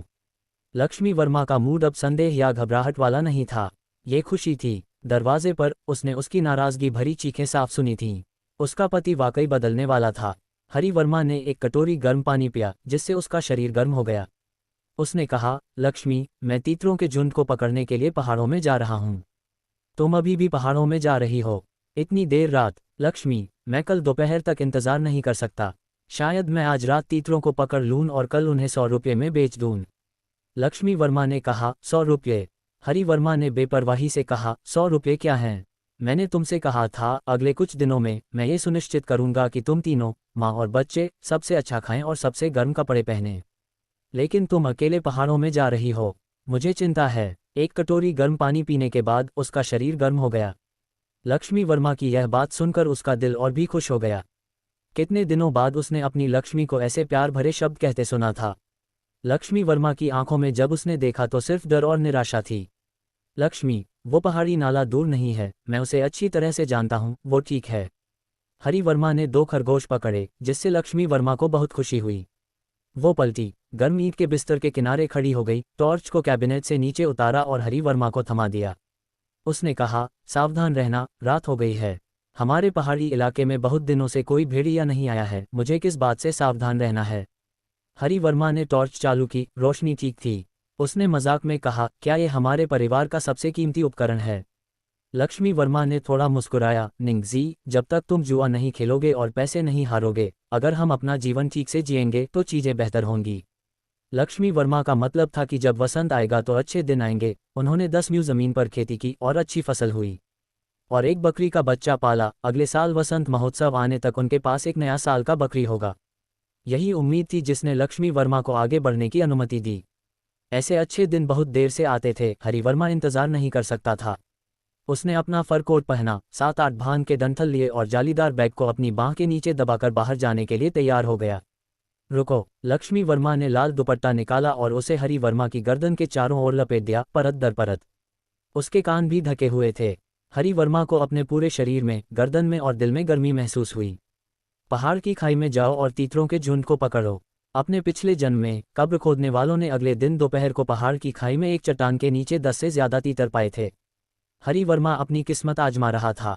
अगर वह उन्हें आज रात नहीं पकड़ पाया तो कल दोपहर को जरूर पकड़ लेगा। वह आगे बढ़ा, जमी हुई बर्फ पर कदम रखते हुए पीछे पहाड़ की खाई की ओर बढ़ गया। आधे घंटे बाद वह बंजर भूमि के एक हिस्से में पहुंच गया। अपने पिछले जन्म में उसकी लक्ष्मी और बेटी की कब्र इसी खाली जगह पर थी। वह बहुत देर तक बंजर भूमि के इस हिस्से को देखता रहा। बर्फ पर टॉर्च की रोशनी चमक रही थी। मुर्गियों के पंजों के निशानों का घना निशान। आज रात, लाबा महीने की 23वीं तारीख को, वह आलसी जिसने उसे ताश खेलने के लिए बुलाया था, भले ही उसने हरि वर्मा को न बुलाया हो, उसने दूसरों को ताश खेलने के लिए बुलाया। वे एक गर्म कमरे में गर्म ईंट के बिस्तर पर बैठकर ताश खेल रहे थे। जबकि हरि वर्मा भारी बर्फ में पहाड़ों की ओर बढ़ रहा था, तीतरों को पकड़कर पैसे कमा रहा था ताकि नए साल का सामान खरीद सके, ताकि उसकी लक्ष्मी और बच्चे एक अच्छी जिंदगी जी सकें। जैसे ही वह आगे बढ़ा, टॉर्च की रोशनी ने तीतर के घने पंजों के निशानों को रोशन कर दिया। भारी बर्फबारी के कारण तापमान में अचानक गिरावट आई। तीतर बर्फ में ज्यादा दूर नहीं भागे। वह लगभग आधे घंटे तक पंजों के निशानों का पीछा करता रहा। टॉर्च की रोशनी एक चट्टान के किनारे पर चमकी जो बर्फ से ढकी नहीं थी। हरि वर्मा का दिल खुशी से उछलने लगा। 20 से अधिक तीतर रात के लिए चट्टान के किनारे छिपे हुए एक साथ इकट्ठे थे। टॉर्च की रोशनी उन पर चमकी। वे गतिहीन थे, केवल उनकी काली आंखें इधर उधर घूम रही थीं। अगर बर्फ नहीं गिरती तो खनन क्षेत्र के मजदूर मोटरसाइकिल पर सवार होकर, स्टील शॉट हंटिंग राइफल लेकर खरगोशों और तीतरों का शिकार करने के लिए पहाड़ों में चले जाते। उन वर्षों में तीतरों और खरगोशों के शिकार पर कोई सख्त प्रतिबंध नहीं था। तीतरों का ये झुंड चट्टान के किनारे ढेर में गतिहीन पड़ा था। लेकिन अगर वे अचानक चौंक गए और बिखर गए तो वह शायद एक को भी न पकड़ पाए। हरि वर्मा चट्टान के किनारे से नीचे खिसकने और उन पर झपटने के लिए नहीं भागा। इसके बजाय उसने टॉर्च का इस्तेमाल आसपास के इलाके को स्पष्ट रूप से रोशन करने के लिए किया। उसके दिमाग में एक योजना थी। उसने टॉर्च बंद कर दी। बर्फ की हल्की रोशनी में वह जमीन को साफ देख पा रहा था। उसने जाल फैलाया, चुपचाप तीतरों के झुंड के सामने बर्फ पर बिछा दिया। उसने जाल के एक किनारे पर ऊनी धागे की कुछ लंबी लंतें बांधी जो काफी लंबी थीं। उसने बर्फ में हाथ डाला और मिट्टी के कुछ सख्त ढेले निकाले। उसने ऊनी धागे के दूसरे सिरे को मिट्टी के ढेले से बांधा और उन्हें चट्टान के किनारे से नीचे फेंक दिया। कुछ शोर होना लाजिमी था। आश्चर्यजनक रूप से एक साथ इकट्ठे हुए 20 से अधिक तीतर हिले नहीं। बहुत ठंड थी, वे पूरी तरह से जम चुके थे। अन्यथा कब्र खोदने वाले कल दोपहर बर्फ में उनमें से 10 से अधिक को नहीं पकड़ पाते। हरि वर्मा अपने हाथों और 2 पैरों का उपयोग करके पास की ढलान पर चढ़ गया। टॉर्च जलाकर पहाड़ी पर जमी बर्फ पर कदम रखते हुए वह सावधानी से चट्टान के किनारे तक चला गया।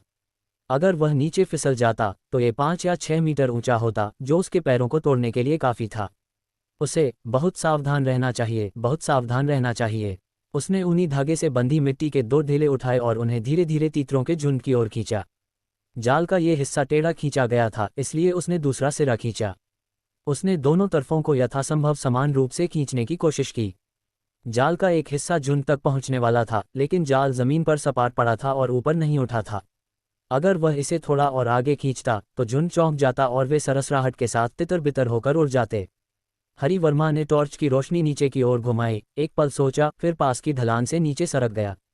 उसी तरीके से उसने जाल के दूसरी तरफ रस्सी बांधी, मिट्टी के ढेर बांधे और उन्हें चट्टान के किनारे पर फेंक दिया।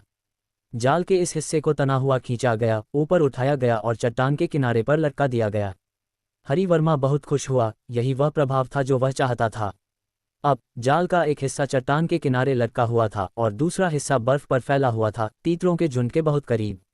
वह वापस चट्टान के किनारे पर चढ़ गया, किनारे पर लटके हुए छोर से मिट्टी के ढेर खोले और सावधानी से उसे नीचे उतारा। ये बस तीतरों के झुंड को ढकने में कामयाब रहा। आधे दिन की मेहनत आखिरकार बेकार नहीं गई। इस समय हरि वर्मा को आखिरकार लगा कि उसकी 10 उंगलियां जम गई हैं और बहुत दर्द कर रही हैं। उसने अपनी उंगलियां थोड़ी देर के लिए गर्म करने के लिए अपने भेड़ के चमड़े के कोट के नीचे दबा लीं। उसने फिर से टॉर्च की रोशनी डाली। अजीब बात यह थी कि तीतरों का झुंड अभी भी उदासीन था। वह फिर से पास की छोटी ढलान से नीचे सरका, मिट्टी के ढेरों से भरी जमीन की तरफ दबा और बाएं और दाएं हिस्से को भी दबाया।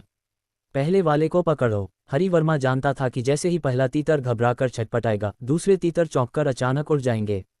जब तक वे एक साथ उड़ते, उनमें से ज्यादातर जाल में फंस जाते। उसने टॉर्च की रोशनी बंद की, हाथ फैलाए और धीरे धीरे पास पहुंचा। उसने सटीक निशाना लगाया और जोर से दबाया। जिस तीतर को उसने दबाया वह अचानक छटपटाया और ग्वाला जैसी आवाज निकाली। अचानक फड़फड़ाहट और छटपटाहट के साथ 10 से ज्यादा तीतर अंधाधुंध तरीके से इधर उधर भागे और एक बड़े जाल में बुरी तरह फंस गए। लेकिन 5-6 उड़ गए और हरि वर्मा के सिर के ऊपर रात के आसमान में चारों तरफ बिखर गए।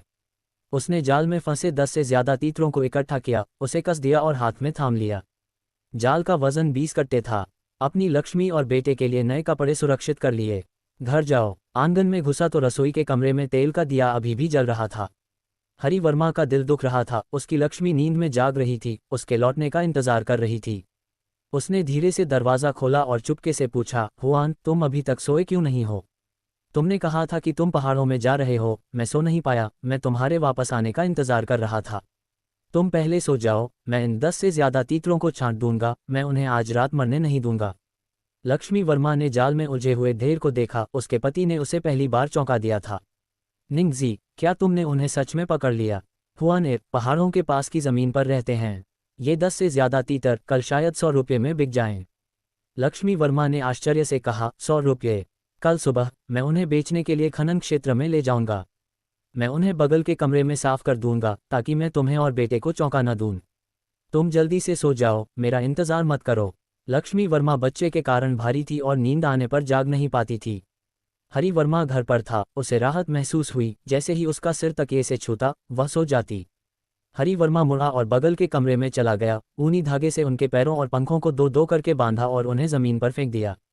उसे अचानक लगा, उसे पहले अपनी लक्ष्मी के शरीर को पोषण देने के लिए चिकन सूप का एक बर्तन उबालना चाहिए।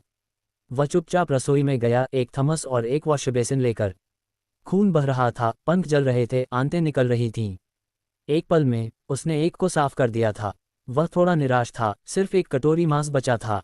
वह रसोई में वापस गया, चूल्हे में आग जलाई, बर्तन को गर्म किया, आधा बर्तन पानी डाला और तीतर के मांस को पकाने के लिए डाल दिया। हरि वर्मा गर्म ईंट के बिस्तर के किनारे बैठा, चूल्हे को देखता हुआ बर्तन में जंगली मुर्गे को पकते हुए देख रहा था। गर्म ईंट के बिस्तर पर सो रही अपनी लक्ष्मी और बेटे को देख रहा था। घड़ी के बिना हरि वर्मा को सही समय का पता नहीं था। उसने अनुमान लगाया कि सुबह के 3 बज चुके थे। वह कुछ देर तक अपनी सोई हुई लक्ष्मी को देखता रहा, फिर कुछ देर तक अपने सोते हुए बेटे को देखता रहा।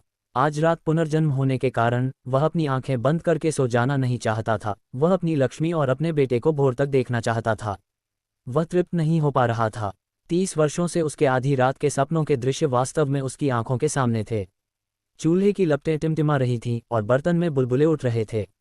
लक्ष्मी वर्मा ने करवट ली, सूंघा और एक तेज ताज़ा सुगंध आई। अपनी आंखें आधी खोलकर उसने अपने आदमी की आकृति को गर्म ईंट के बिस्तर के किनारे बैठे हुए देखा। निंगजी, शश, अभी तक सुबह नहीं हुई है। निंगजी, क्या तुम जाग रही हो? मैंने एक जंगली चिकन पकाया है। कल तुम और हमारा बेटा पूरे दिन चिकन सूप पिएंगे। लक्ष्मी वर्मा उठ बैठी। बाहर की हल्की रोशनी स्टोव पर भाप से भरे बर्तन को मंद रूप से प्रतिबिंबित कर रही थी। निंगजेड, तुम, अरे यार, एक चिकन 5 रुपये में बिकता है। तुमने इसे मेरे लिए क्यों पकाया? कितना बेकार। उसे चिकन सूप नहीं चाहिए था, उसे 5 रुपये चाहिए थे। पत्नी, लेट जाओ और सो जाओ। अच्छी नींद लो। ये पहले से ही बर्तन में पकाया हुआ है। ये पहले से ही बर्तन में पक चुका था और केवल उसकी लक्ष्मी और बेटे के पेट में ही जा सकता था। लक्ष्मी वर्मा फिर से लेट गई, बुदबुदाते हुए, क्या तुम कल हिमगिरी माइनिंग कॉलोनी नहीं जा रहे हो? जल्दी करो और सो जाओ। ठीक है, मैं थोड़ा सोता हूँ। मुझे कल बर्फीली सड़क पर 40वीं चलना है। उसने फिर से चूल्हे में कोयला भरा और बर्तन में 2 और चम्मच पानी डाला। हरि वर्मा गर्म ईंट के बिस्तर पर चढ़ गया, अपनी भारी गद्देदार पतलून उतारी, अपने बेटे की रजाई में लेट गया और अपने बेटे के शरीर को कसकर गले लगाया। जब उसने फिर से अपनी आंखें खोलीं तो आसमान थोड़ा उज्ज्वल था। उसका बेटा उसकी बाहों में गर्म और आरामदायक था। उसके बगल में उसकी लक्ष्मी अपनी तरफ से शांति से सो रही थी। सर्दियों में ठंड थी, दूसरे लोग भोर तक, यहाँ तक कि दोपहर तक सोते थे। हरि वर्मा का मन हिमगिरी माइनिंग कॉलोनी जाने के लिए भरा हुआ था। उसने अपनी पतलून और कपड़े पहने, गर्म ईंट के बिस्तर से कूद गया और आग को तेज करने के लिए चूल्हे में कोयला डाला। कल रात रसोई के देवता द्वारा बनाए गए केक से भीगा हुआ सुगंधित चिकन सूप का आधा बर्तन लक्ष्मी और बेटे के लिए पूरे दिन के लिए पर्याप्त था। हरि वर्मा वास्तव में लक्ष्मी और बेटे को छोड़कर बाहर नहीं जाना चाहता था, लेकिन उसे बाहर जाना था। नए साल का सामान और नए कपड़े एक पल के लिए भी नहीं टाले जा सकते थे। हरि वर्मा के शोर से लक्ष्मी वर्मा जाग गई और उठ बैठी। निंगजी, तुम अभी से बाहर जा रहे हो? हुआन, ये बर्फीली सड़क 40 ली है। अगर मैं 3 घंटे में वहां तक चल सकूं तो ये तेज होगा। मैं अभी जा रहा हूं। हुआन, चिकन सूप के इस बर्तन के लिए 2 आलू काटकर उसमें भून लो। पूरे दिन हमारे बेटे के साथ अच्छे से खाओ, इसे बचाकर मत रखना। लक्ष्मी वर्मा ने अपना मुंह खोला, उसे न जाने के लिए मनाना चाहती थी, लेकिन कल रात उसके पति ने 2 खरगोश और 10 से ज्यादा जंगली मुर्गियां पकड़ लीं। वह दर्जनों रुपये थे। उसे अचानक अपने परिवार की परवाह होने लगी। एक भटका हुआ बेटा वापस आ गया। वह उसे रोक नहीं सकी। निंगजी, तुम बर्फीली सड़क पर सावधान रहना, जल्दी वापस आना। हुआन, तुम और हमारा बेटा घर पर हैं। मेरे वापस आने का इंतजार करो, मन की शांति के साथ। अपना ख्याल रखना। हरि वर्मा ने एक कटोरी गर्म पानी के साथ 3 किचन गॉड केक खाए, फिर अपना चेहरा धोया, तरोताज़ा महसूस किया। अगले कमरे में 15 जंगली मुर्गियां दो दो करके बंधी हुई थीं, एक भी नहीं मरी थी। खरगोश भी नहीं मरे थे। हरि वर्मा ने उन्हें थैलों में डाला और अपने कंधों पर उठा लिया। उसने एक आखिरी निर्देश दिया, हुआन तुम रुको और घर की रखवाली करो। मैं अभी जा रहा हूं और आज रात वापस आने की कोशिश करूंगा।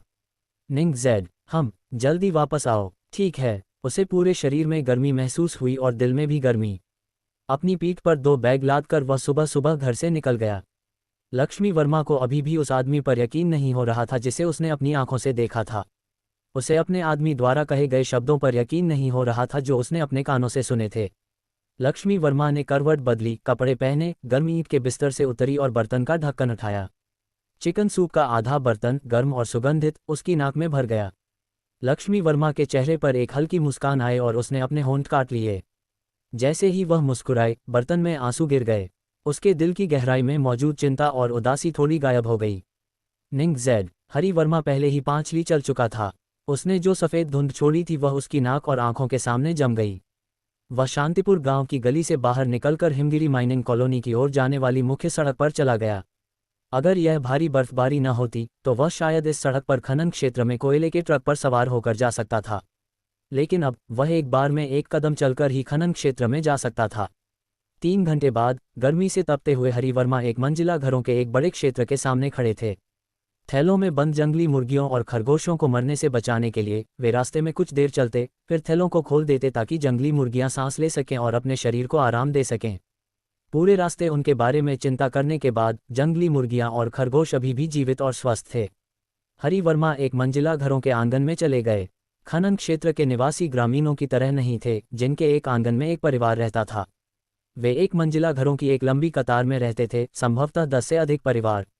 उन्होंने बैग आंगन में रख दिए, एक गहरी सांस ली और स्पष्ट, ऊंची आवाज में चिल्लाया, बड़े भाई भाभियां, छोटे भाई और भाभियां, बाहर आओ और देखो।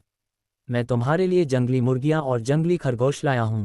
प्रत्येक कमरे से 1 दर्जन या उससे अधिक वृद्ध महिलाएं और युवा पत्नियां अचानक बाहर निकल आईं। वे खनिकों के परिवार के सदस्य थे। हरि वर्मा ने जंगली मुर्गियों को 2-2 करके थैलों से बाहर निकाला। वाह, ये जंगली मुर्गियां हैं। तुमने इन्हें कैसे पकड़ा? अरे, तुम कहाँ से हो? जंगली मुर्गियां और खरगोश खरीदने से पहले उन्होंने पहले पुष्टि की कि हरि वर्मा कहाँ से हैं। शांतिपुर गांव, यमुना गली, गिरिवर टाउन से। आंटियां, भाभियां, मैं कल रात पहाड़ों में उन्हें पकड़ने के लिए पूरी रात जागता रहा।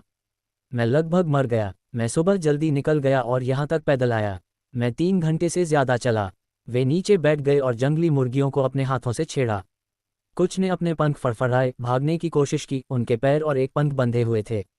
युवक, जब आपने उन्हें बैग में धक कर रखा तो उनका दम क्यों नहीं घुटा? भाभी, मुझे उनकी चिंता थी। मैं उन्हें कैसे मरने दे सकता था? मैं चाहता था कि आप उन्हें जीवित देखें। एक के लिए कितना? अपनी कीमत बताओ। हरि वर्मा ने बिना किसी हिचकिचाहट की कीमत बता दी। एक जंगली मुर्गे के लिए 10 रुपये, 2 खरगोशों के लिए 20 रुपये, एक का आधा। हे, इसे नहीं बेच सकते। युवक, तुम हमें ठग रहे हो। एक के लिए 10 रुपये। हरि वर्मा ने कीमत कम नहीं की, लेकिन वह मुस्कुराया। उसके स्वर में विनती थी, चाचियों, भाभियों, साल का अंत हो गया है। अगर मेरे ऊपर बड़े और नीचे छोटे न होते तो देर रात बर्फ और बर्फ में खरगोश और जंगली मुर्गियां पकड़ने के लिए कौन तैयार होता? मैं आपसे विनती करता हूं, कृपया मुझसे मोलभाव न करें, ठीक है? मैं कड़ी मेहनत से कमाए गए पैसे, खून पसीने की कमाई, जीवन रक्षा के पैसे कमा रहा हूं। चलो 1-2 रुपये पर बहस नहीं करते, ठीक है? वे जीवित मुर्गियां और जीवित खरगोश हैं, मारे या उड़ाए नहीं गए हैं। मैं ये 2 ले लूंगा। ये लो, 20 रुपये। एक युवा लक्ष्मी ने 20 रुपये दिए, 2 जंगली मुर्गियां उठाईं और चली गईं। मैं एक ले लूंगा। ये लो, 10 रुपये। मैं भी एक ले लूंगा, तुम्हारे लिए 10 रुपये। एक बार जब पहला व्यक्ति खरीद लेता है तो दूसरा और तीसरा व्यक्ति थोड़ा उत्सुक हो जाता है और जल्दी से एक चाहता है। चौथे और 5वें व्यक्ति ने छीनना शुरू कर दिया। आंटियों और महिलाओं के एक समूह ने उसे घेर लिया और 15 जंगली मुर्गियां पहले ही छीन ली गईं। उन्होंने 2 खरगोशों को पकड़ लिया और 20 रुपये सौंप दिए गए। हरि वर्मा को यह भी ठीक से नहीं दिख रहा था कि पैसे किसने दिए या खरगोशों को कौन ले गया। लाबा 24 पर यहाँ जो कुछ भी लाया जाता था उसे छीन लिया जाता था। मुझे लगा कि यह मछली है। जंगली मुर्गियां और खरगोश, इससे कोई फर्क नहीं पड़ता कि हमारे पास हैं या नहीं। ये कहने वाली महिला कुछ न मिलने पर खुद को सांत्वना दे रही थी। भाभी जेन, आपके आदमी ने कहा था कि वह आज हमारे लिए मछली लाने शहर जा रहा है। आखिर वह गया क्या? अरे, वह आलसी है। वह अभी तक नहीं उठा है, अभी तक सो रहा है। क्या वह हमारे लिए मछली ला सकता है? हम क्या करें? इस साल नए साल के लिए हमारे पास एक भी मछली नहीं है। जब हरि वर्मा ने यह सुना तो उसके दिमाग में अचानक एक रोशनी चमकी और उसने उन दो महिलाओं को आवाज़ लगाई जो बात कर रही थीं। भाभी, तुम्हारा मतलब है कि मछली ज़रूरी है? युवक, क्या ये स्पष्ट नहीं है? यह नया साल है, हमें नियन नियान यू साल दर साल अधिशेष मछली की तरह लगता है कि आवश्यकता है। लेकिन आप जो लाए हैं वह जंगली मुर्गियां और खरगोश हैं। अगर यह भारी बर्फबारी नहीं होती जो परसों अचानक गिरी और सड़क को अवरुद्ध कर दिया, तो मछली बेचने वाले पहले ही यहाँ आ गए होते। भाभी, मुझे एक पकी हुई रोटी दे दो, मैं दोपहर तक तुम्हारे लिए मछली ले आऊंगी। औरतें बहुत खुश हुईं। जब तक आप मछलियां लाएंगे और वे ताज़ी होंगी, हम आपको सबसे अच्छी कीमत देंगे। हरि वर्मा ने अपनी भाप से पकाई हुई रोटी के बड़े बड़े टुकड़े खाए, एक बोतल गर्म पानी पिया जिसे उसने तब तक अपने सीने से लगाए रखा जब तक उसका पेट भर न जाए, और काउंटी की ओर चल पड़ा। 50वीं बर्फीली सड़क पर अपने शरीर पर कोई भार डाले बिना वह धीरे धीरे दौड़ता हुआ 3 घंटे से ज़्यादा समय में काउंटी पहुंच गया। पुनर्जन्म के बाद उसका दिल अपार खुशी और उत्साह से भर गया, जिसने उसे अपनी लक्ष्मी और बेटे के लिए पैसे कमाने में मदद की। तीतर बिक गए, खरगोश बिक गए। कल रात उसके पास पैसे नहीं थे, लेकिन अब उसके पास 170 रुपये थे। 170 रुपये घर लाना उसकी लक्ष्मी को सालों में पहली बार अपार खुशी दे सकता था। लेकिन ये 170 रुपये फिर भी दोगुने हो सकते थे। 50 ली तो छोड़िए, 500 ली भी नहीं। अगले कुछ दिनों में वह एक चक्कर लगाने का कोई रास्ता निकाल ही लेगा। 3.5 घंटे बाद हरि वर्मा को लगा कि उसने सांस लेने और छोड़ने का ही प्रयास किया है। उसने खरगोश और तीतरों को रखने वाले थैलों को हिलाकर साफ किया। कृषि व्यापार बाजार में वह एक मछली की दुकान से दूसरी दुकान पर जाकर भाव पूछता रहा। काप एक जिन में 50 रुपये फेन थी, अगर वह और खरीदता तो 20 या 30 फेन सस्ती पड़ती। हरि वर्मा के पास खरगोश खरीदने और तीतर बेचने से मिले 170 रुपये थे। उसने सब काप के लिए बेच दिए। कुल मिलाकर 46 बड़ी काप थीं, जो 2 थैलों में भरी हुई थीं, जिनका वजन 100 जिन था। हरि वर्मा ने चिंता से भौहें सिकोड़ते हुए देखा। 20 जिन ले जाना कोई समस्या नहीं थी, लेकिन 100 जिन ले जाना, हिमगिरी माइनिंग कॉलोनी तक पैदल चलना, असंभव। उसने चारों ओर देखा। काउंटी कृषि व्यापार बाजार में क्या कोई ट्रेलर, स्कूटर या ऐसा कुछ था? उसने एक बार चक्कर लगाया और एक महिला के पैरों के पास एक छोटी सी गाड़ी पर अपनी नज़र टिका दी। बड़ी बहन, आप अपनी यह छोटी गाड़ी कैसे बेचती हैं? सब्जी खरीद रही बड़ी बहन ने घूर कर देखा। ये युवक अजीब था, सब्जी नहीं खरीद रहा था, बल्कि उसके पैरों के पास खड़ी छोटी गाड़ी खरीद रहा था। युवक, मेरी गाड़ी सुविधानुसार सब्जी खींचने के लिए है, ये बेचने के लिए नहीं है। हरि वर्मा के पास समय की कमी थी और वह 1 मिनट भी देरी नहीं करना चाहता था। उसने अपनी जेब से 10 रुपये निकाले और उसके हाथ में थमा दिए। बड़ी बहन, मैं आपकी गाड़ी से 2 बोरी मछलियां हिमगिरी माइनिंग कॉलोनी तक खींच कर ले जाऊंगा, कृपया इसे किराए का समझिए, मैं इसे कल वापस कर दूंगा। ये छोटी गाड़ी नई खरीदने पर केवल 10 रुपये में ही मिल जाएगी। ठीक है, इसे ले जाओ और इसका इस्तेमाल करो। हरि वर्मा ने मछलियों की 2 बोरियां गाड़ी पर बांध दी और छोटी गाड़ी को खींचते हुए मुड़ा और भाग गया। मन ही मन बेचैनी से अगर वह हिमगिरी माइनिंग कॉलोनी की ओर भागता तो शाम के 6 बज जाते और अंधेरा हो जाता। 100 जिन मछलियां खींचता, एक मोटा सूती गद्देदार जैकेट पहने वह मुख्य सड़क पर चलता। हालांकि भारी बर्फबारी हो रही थी, लेकिन मुख्य सड़क पर कभी कभी कोयला ढोने वाला एक 3 सिर वाला बड़ा ट्रक निकल जाता। हालांकि यह धीमी गति से चल रहा था, लेकिन पैदल चलने से 4-5 गुना तेज था। हरि वर्मा ने एक गाड़ी को रोकने के लिए हाथ बढ़ाया। आधे से ज्यादा दिन बीत गया, लेकिन उसने दोनों में से किसी भी गाड़ी को नहीं रोका। उसके मन में थोड़ी सी हताशा थी, बस थोड़ी सी। उससे भी ज्यादा उसका दिल खुशी और उल्लास से भरा था। छोटी गाड़ी खींचते हुए वह कुछ देर जॉगिंग करता और कुछ देर लंबे डग भरता। उसके पीछे एक ट्रक ने हॉर्न बजाया और धीरे धीरे उसके पास रुका। ड्राइवर का सिर केबिन से बाहर निकला। अरे भाई, कहाँ जा रहे हो? हरि वर्मा बहुत खुश हुआ। हिमगिरी माइनिंग कॉलोनी में ये मछलियां खनिकों के परिवारों के लिए हैं, वे उनका इंतजार कर रहे हैं। ड्राइवर ने हाथ हिलाया, जल्दी से बैठो। हरि वर्मा ने मछलियों के 2 बैग और छोटी गाड़ी को एक साथ ट्रक में फेंक दिया। उसने ड्राइवर को बहुत बहुत धन्यवाद दिया। बड़े भाई, अगर तुम मुझे सवारी नहीं देते तो मैं अंधेरा होने तक पैदल ही चलता। तुम बच्चे बहुत बढ़िया हो। भारी बर्फबारी में तुम मछलियां पकड़ने और उन्हें खनन क्षेत्र में ले जाने के लिए काउंटी में गए। कोई भी ऐसा नहीं है जो तुम्हारे जितना बेताबी से पैसा कमाता हो। हे, ये कैसी बेताबी है। अस्सीली का चक्कर वाकई बेताबी भरा था। हरिवर्मा मुस्कुराया। उसने मन ही मन कहा, मेरी लक्ष्मी और बेटे की जिंदगी अच्छी हो, बर्फीले पहाड़ और बर्फीली सड़कें तो दूर, मैं एक बार तलवारों के पहाड़ और आग के समुद्र से भी गुजर सकता हूँ। बड़े ट्रक में बैठकर नए साल के जश्न के माहौल के बारे में बातें करते हुए बस 1 घंटा ही बीता था। ट्रक कोयला लोड करने के लिए कोयला क्षेत्र में चला गया। हरिवर्मा ने ट्रक से एक मछली निकाली, उसे एक पुराने अखबार में लपेटा और ड्राइवर को दे दिया। ड्राइवर खिलखिलाकर हंसा, भाई, मैं तुम्हें मछली बेचने से समृद्धि की कामना करता हूँ। बूढ़े भाई, मैं तुम्हें कोयला ढोने से समृद्धि की कामना करता हूँ। उसने एक लंबी सांस ली और छोटी गाड़ी पर 2 बैग मछलियां खींची। हरिवर्मा पहले से ही आवासीय क्षेत्र के आंगन के बीच में खड़ा था। उसने अपनी आवाज़ ऊंची की और चिल्लाया, सब लोग बाहर आओ और कुछ मछलियां पकड़ो। इसके बाद जो हुआ, आप कल्पना कर सकते हैं कि दृश्य कितना जीवंत था। कृषि व्यापार बाजार से 1 रुपये 20 पैसे प्रति जिन पर आने वाली काप आकार में भिन्न थी और कोई तराजू नहीं था। हर एक की कीमत 5 या 8 रुपये थी। हालांकि कुछ गलतियां थीं, लेकिन ये बहुत ज़्यादा नहीं थी। जैसा कि अपेक्षित था, प्रत्येक परिवार 2 चाहता था, छोटी वाली 5 रुपये में 2, थोड़ी बड़ी वाली 8 रुपये में और उससे भी बड़ी वाली 10 रुपये में। इन खनन क्षेत्र के परिवारों ने मछलियों के 2 बैग लगभग पूरी तरह से छीन लिए थे। हरिवर्मा ने बैग को कसकर पकड़ लिया और 2 मछलियां जोर से खींच लीं। नहीं, बड़ी भाभी, क्या मेरे परिवार को भी 2 नहीं रखनी चाहिए?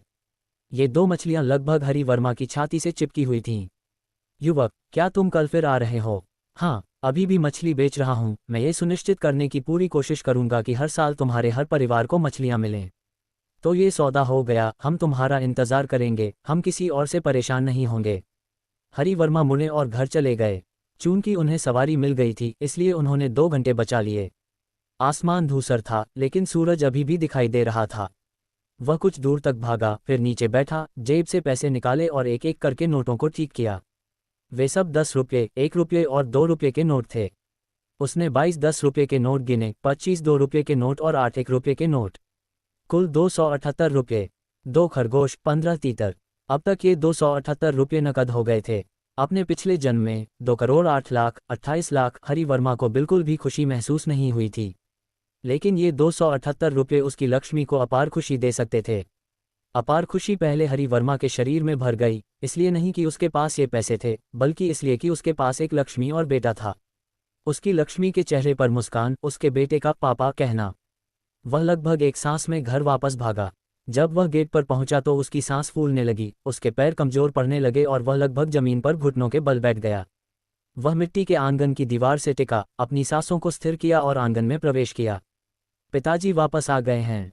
हरिवर्मा ने अपने उछलते हुए बेटे को ऊपर उठाया और दिल खोलकर हंसा। लक्ष्मी वर्मा रसोई से बाहर आए, उसकी आंखें चौड़ी हो गई थीं। वह उस आदमी को आश्चर्य और उम्मीद भरी आंखों से देख रही थी।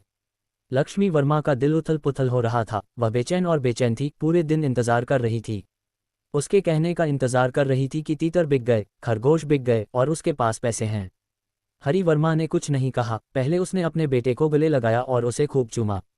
पिताजी, ये चुभ रहा है, दर्द हो रहा है। हे, पिताजी ने कई दिनों से दाढ़ी नहीं बनाई है। निंगजी, मैंने तुम्हारे लिए कुछ चिकन सूप और चिकन मीट बचा कर रखा है, जल्दी से अंदर आकर खाओ। दिन भर भागदौड़ और दूरी का हिसाब लगाने के बाद ये दूरी करीब 150 ली थी। उसके पैर हल्के से कांप रहे थे। चिकन मीट और चिकन सूप की खट्टी डकारें आ रही थीं। उसका पेट भूख से हल्का हल्का दर्द कर रहा था। उसने अपने बेटे को गोद में लिया, उसे एक निवाला खिलाया और खुद भी एक निवाला खाया। निंगजी, बेटा और मैं पहले ही खा चुके हैं। निंगजी, तुम? लक्ष्मी वर्मा पूछना चाहती थी कि क्या वे 2 खरगोश और वे तीतर पैसे के लिए बेचे गए थे। हरिवर्मा ने अपनी तिजोरी से मुट्ठी भर पैसे निकाले और अपनी लक्ष्मी को थमा दिए। गिन लो। पैसे लेते हुए लक्ष्मी वर्मा को ऐसा चक्कर आया जो उसने पहले कभी महसूस नहीं किया था। आज पूरे दिन उसका मन बेचैन रहा। उसने मन ही मन 2 खरगोशों और 10 से ज्यादा तीतरों की कीमत अनगिनत बार आंकी थी। वे 70 या 80 रुपये में बिक सकते थे। दिन भर उसे धुंधलापन और अवास्तविकता महसूस होती रही।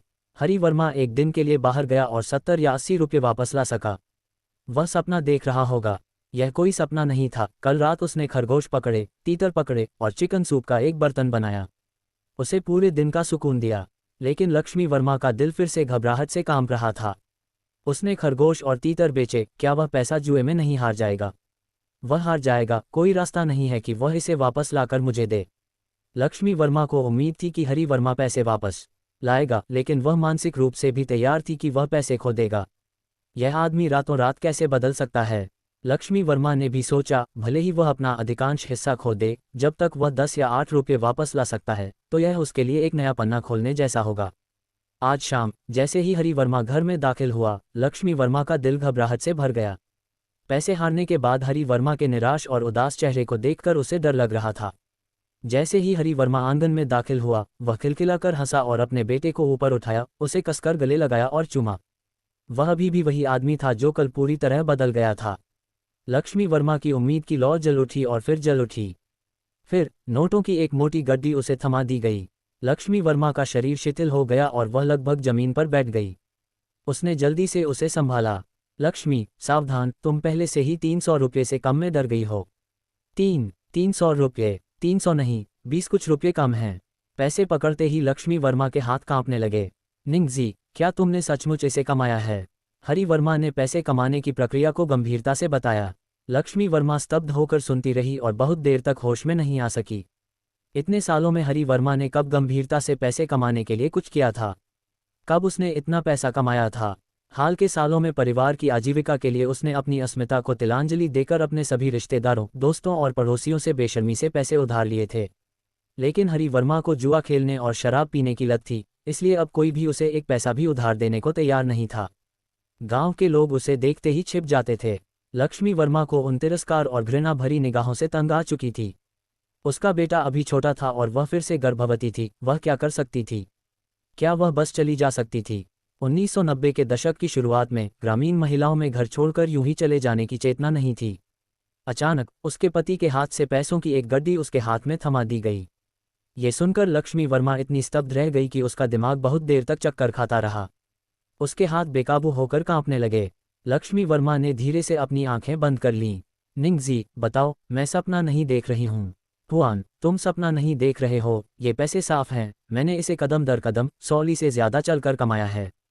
लक्ष्मी वर्मा ने अपनी आंखें खोली और आंसू बहने लगे। वह नीचे बैठ गई, अपने बेटे को कसकर गले लगाया और दिल दहला देने वाली आवाज में रोने लगी। हरि वर्मा इतना डर गया कि उसे समझ में नहीं आ रहा था कि क्या करे। लक्ष्मी, मैंने पैसे कमाए, तुम फिर भी क्यों रो रही हो? निंगजी, मैं खुश हूँ। लक्ष्मी वर्मा खुश थी, लेकिन उसकी आधी भावना अभी भी शिकायत थी। माँ मत रो। वाह! लक्ष्मी वर्मा रो पड़ी और उसके चेहरे पर आंसू बहने लगे, जिससे बच्चा भी डर गया और उसने भी अपना मुंह खोला और रो पड़ा। हरि वर्मा ने अपने बेटे को कसकर गले लगाया और उसे उठा लिया। बेटा, कौन कहता है कि तुम सिर्फ लाबा 23वें दिन ही पटाखे जला सकते हो? हम आज रात भी पटाखे जलाते रहेंगे। आंगन में पिछली रात की तरह पिता और बेटे ने पटाखे जलाए। फ्यूज जलाते हुए हरि वर्मा ने अपने बेटे को पकड़ा और भागने के लिए मुड़ा। उसका बेटा फिर से उसकी बाहों में खिलखिलाने लगा। लक्ष्मी वर्मा ने खुद को शांत किया और हाथ में नोट लेकर उसने सावधानीपूर्वक और गंभीरता से उन्हें एक बार फिर 2 बार गिना। हाँ, 278 रुपये। घर से बाहर आकर उसने पिता और बेटे को पटाखों से खेलते देखा। बेटा खिलखिलाया, पति दिल खोलकर हंसा। लक्ष्मी वर्मा के चेहरे पर कई सालों के बाद आखिरकार एक ऐसी सुकून भरी मुस्कान थी जो पहले कभी नहीं देखी गई थी। हरि वर्मा ने अपने बेटे को गोद में लिया और करीब 10 पटाखे फोड़ दिए, फिर अपने बेटे को वापस घर में ले गया ताकि वह आग के पास गर्म हो सके। लक्ष्मी वर्मा उनके पास खड़ी थीं। निंगजी, कल हम शहर के बाजार जाएंगे, अपने बेटे के लिए एक नया कपड़ा खरीदेंगे और कुछ सेवई, कैंडी और मूंगफली भी खरीदेंगे। निंगजी, पैसे लापरवाही से खर्च नहीं किए जा सकते। हरि वर्मा ने खड़े होकर अपनी योजना लक्ष्मी को स्पष्ट रूप से समझाई। हुआन, मैं तुम्हें ये पैसे इसलिए दे रहा हूं ताकि तुम इसे अच्छी तरह से गिन सको और आज मेरी कमाई जान सको, लेकिन मुझे इस पैसे को आधार के रूप में इस्तेमाल करने की ज़रूरत है और कल सुबह मैं इन 270 रुपयों को दोगुना करने के लिए फिर से हुआन रुपीस काउंटी जाऊंगा। लक्ष्मी वर्मा चौंक गई। आह, मेरा विश्वास करो, ये फिर से दोगुना हो जाएगा। मैं कल रात कम से कम 500 रुपये वापस लाऊंगा। लक्ष्मी वर्मा वास्तव में पैसे हरि वर्मा को वापस नहीं देना चाहती थी, लेकिन मुझे डर है। लक्ष्मी वर्मा को डर था कि वह पैसे खो देगा। अंदर ही अंदर वह वास्तव में डरी हुई थी। उसे अभी जो आश्चर्य हुआ था वह फिर से उसके दिल में घबराहट में बदल गया। निंगजी, मैं लालची नहीं हूँ, मुझे 500 नहीं चाहिए, ये पैसे ही काफ़ी हैं। घर पर रहो और मेरा और हमारे बेटे का ख्याल रखो, ठीक है निंगजी? हरि वर्मा अपनी लक्ष्मी की भावनाओं को समझ गया। जब भी वह बाहर जाता और घर नहीं आता, लक्ष्मी वर्मा बेचैन हो जाती। जब वह वापस आता तो वह गालियां बकता और पैसे की तलाश में हर जगह खोजता। लक्ष्मी वर्मा डरी हुई थी। हरि वर्मा दरवाजे की तरफ मुड़ा और बैग से 2 मछलियां निकाली। लक्ष्मी, देखो, नए साल से पहले के दिनों में खनन क्षेत्र में काम करने वाले परिवारों को 2 मछलियों की सबसे ज्यादा जरूरत होती है। लेकिन 2 दिन पहले भारी बर्फबारी हुई थी और खनन क्षेत्र में जाने वाले मछली पकड़ने वाले ट्रक 2 या 3 दिनों तक आगे नहीं बढ़ पाए थे और कोई भी इस यात्रा के लिए प्रयास करने को तैयार नहीं था। यह मेरे लिए पैसे कमाने का एक बढ़िया मौका है। हरि वर्मा ने लक्ष्मी वर्मा के शरीर को दोनों हाथों से पकड़ रखा था, उसकी आंखें जल रही थीं। लक्ष्मी वर्मा ने ऐसी आंखें पहले कभी नहीं देखी थीं। निंगजी, लेकिन हरि वर्मा ने मुस्कुराते हुए लक्ष्मी वर्मा के माथे को चूमा। लक्ष्मी, मेरा विश्वास करो, जब मैं कल रात वापस आऊंगा तो मैं तुम्हारे लिए यह पैसा दोगुना कर दूंगा। लक्ष्मी वर्मा का घबराया हुआ मूड धीरे धीरे कम हो गया। वह जानती थी कि यह दौर 10 साल पहले का नहीं था। मेहनती लोग, दिमाग वाले लोग, लाबा के दौरान नए साल के सामान को थोक में बेचकर और फिर उन्हें खुदरा बेचकर मुनाफा कमाने के तरीके खोज लेते थे। जब तक उनके हाथ पैर आलसी नहीं होते और उनका दिमाग थोड़ा लचीला होता, वे इन 2 दिनों में इधर उधर घूमकर हमेशा कुछ जेब खर्च कमा सकते थे। लक्ष्मी वर्मा ने धीरे से अपने पास रखे पैसों की गड्डी हरि वर्मा को थमा दी। निंगजी, क्या ये सचमुच दोगुना हो सकता है? ये निश्चित रूप से दोगुना हो सकता है, लेकिन कल मैं और नहीं चल पाऊंगा, ये बहुत थकाऊ होगा। हरि वर्मा ने एक उपाय सोचा, मीना देवी के परिवार की खच्चर गाड़ी उधार ली। लक्ष्मी वर्मा ने सहमति में सिर हिलाया। मीना देवी जानती हैं कि आप कुछ सही कर रहे हैं, वह आपको उधार दे देंगी। हरि वर्मा ने अपने बेटे को कसकर गले लगाया, दोनों मछलियां हाथ में लीं और अपनी लक्ष्मी को मीना देवी के परिवार की ओर खींचा। मीना देवी के परिवार के आंगन में पहुंचकर हरि वर्मा को सबसे पहले डांटा गया। निंगजी, तुम ऐसे कैसे हो सकते हो? तुम्हारी लक्ष्मी इस हालत में है, अगर वह फिसल कर गिर गई तो क्या होगा? मीना देवी, लेकिन वह ठीक है ना? अभी भी ठीक है, अगर कुछ हो गया तो तुम क्या कहोगी? मीना देवी ने कुछ शब्द बुदबुदाए, फिर लक्ष्मी वर्मा को घर के अंदर पहुंचाया। लक्ष्मी वर्मा ने मुस्कुराते हुए कहा, चाची, निंगजी आपके लिए 2 मछलियां लाई हैं। हुआन, तुमने क्या कहा? मैंने कहा, निंगजी आपके लिए 2 मछलियां लाई हैं। ली होंगमेई बहुत हैरान हुआ, मछली? तुम्हें मछली कहाँ से मिली? क्या तुम मजाक कर रहे हो? हरि वर्मा ने थैला उठाया और हंसा। ये लो मीना देवी, दोनों मछलियां तुम्हारे लिए हैं, पकने के बाद एक मेरी लक्ष्मी को भेज देना। लक्ष्मी वर्मा ने हरि वर्मा को घूर कर देखा। निंगजी, तुम इस तरह कैसे बात कर सकती हो? ली होंगमेई ने साफ देखा कि थैले में वाकई 2 मछलियां थीं। ये, तुमने इन्हें कहाँ से पाया? लक्ष्मी वर्मा ने बताया कि कैसे हरि वर्मा ने तीतर और खरगोश बेचे और फिर मछलियां बेचीं। ली होंगमेई ने हरि वर्मा को ऐसे देखा जैसे वो कोई एलियन हो। निंगजी, क्या तुम्हारी माँ ने तुम्हें नया जीवन दिया है? क्या तुम इस तरह की तकलीफ बर्दाश्त कर सकती हो? 100 से ज्यादा पैदल चलना, सामान ढोना और 300 रुपये वापस कमाना। डर था कि मीना देवी उस पर यकीन न कर लें। हरि वर्मा ने अपनी जेब से पैसे निकालकर उसे दिखाए। तुमने ये जुआ नहीं जीता है ना? लक्ष्मी वर्मा ने अपना सिर हिलाया। चाची, उसने जुआ नहीं खेला, उसने वाकई नहीं खेला। यह अच्छा है, ये वाकई अच्छा है। निंगजी, तुम इन 2 दिनों के लिए ये कठिनाई सहन कर सकती हो और तुम वाकई पैसे कमा सकती हो। हरि वर्मा मुस्कुराया। चाची, मैं ये कठिनाई सहन नहीं कर सकता। कल 200 से ज्यादा जिन भारी काप, मैं उन्हें नहीं ले जा सकता। वह छोटी गाड़ी भी उन्हें नहीं खींच सकती। ली होंगमेई ने हरि वर्मा के शब्दों का अर्थ सुना। लक्ष्मी वर्मा ने मीना देवी को फिर से धक्का दिया। चाची, वह इन 2 दिनों का उपयोग पैसे कमाने के लिए करना चाहता है, उसकी मदद करो। मेरे परिवार की खच्चर गाड़ी उधार ले लो। ये बर्फीला और बर्फीला है, खच्चर भी स्थिर नहीं चल सकता। मीना देवी, मैं इसे मुफ्त में उधार नहीं लूंगा, मैं कल शाम को वापस आऊंगा और आपके नए साल का सामान खरीदूंगा। ली होंगमेई बस इस बात की चिंता कर रही थी कि नए साल का सामान कैसे वापस लाया जाए, और जब हरि वर्मा ने ये कहा तो वह ललचा गई। ठीक है, मैं तुम्हें 2 दिन के लिए अपनी खच्चर गाड़ी उधार दे दूंगा, नए साल का सामान खरीदने में मेरी मदद करूंगा और सामान के हिसाब से तुम्हें पैसे दूंगा। फिर बात तय हो गई।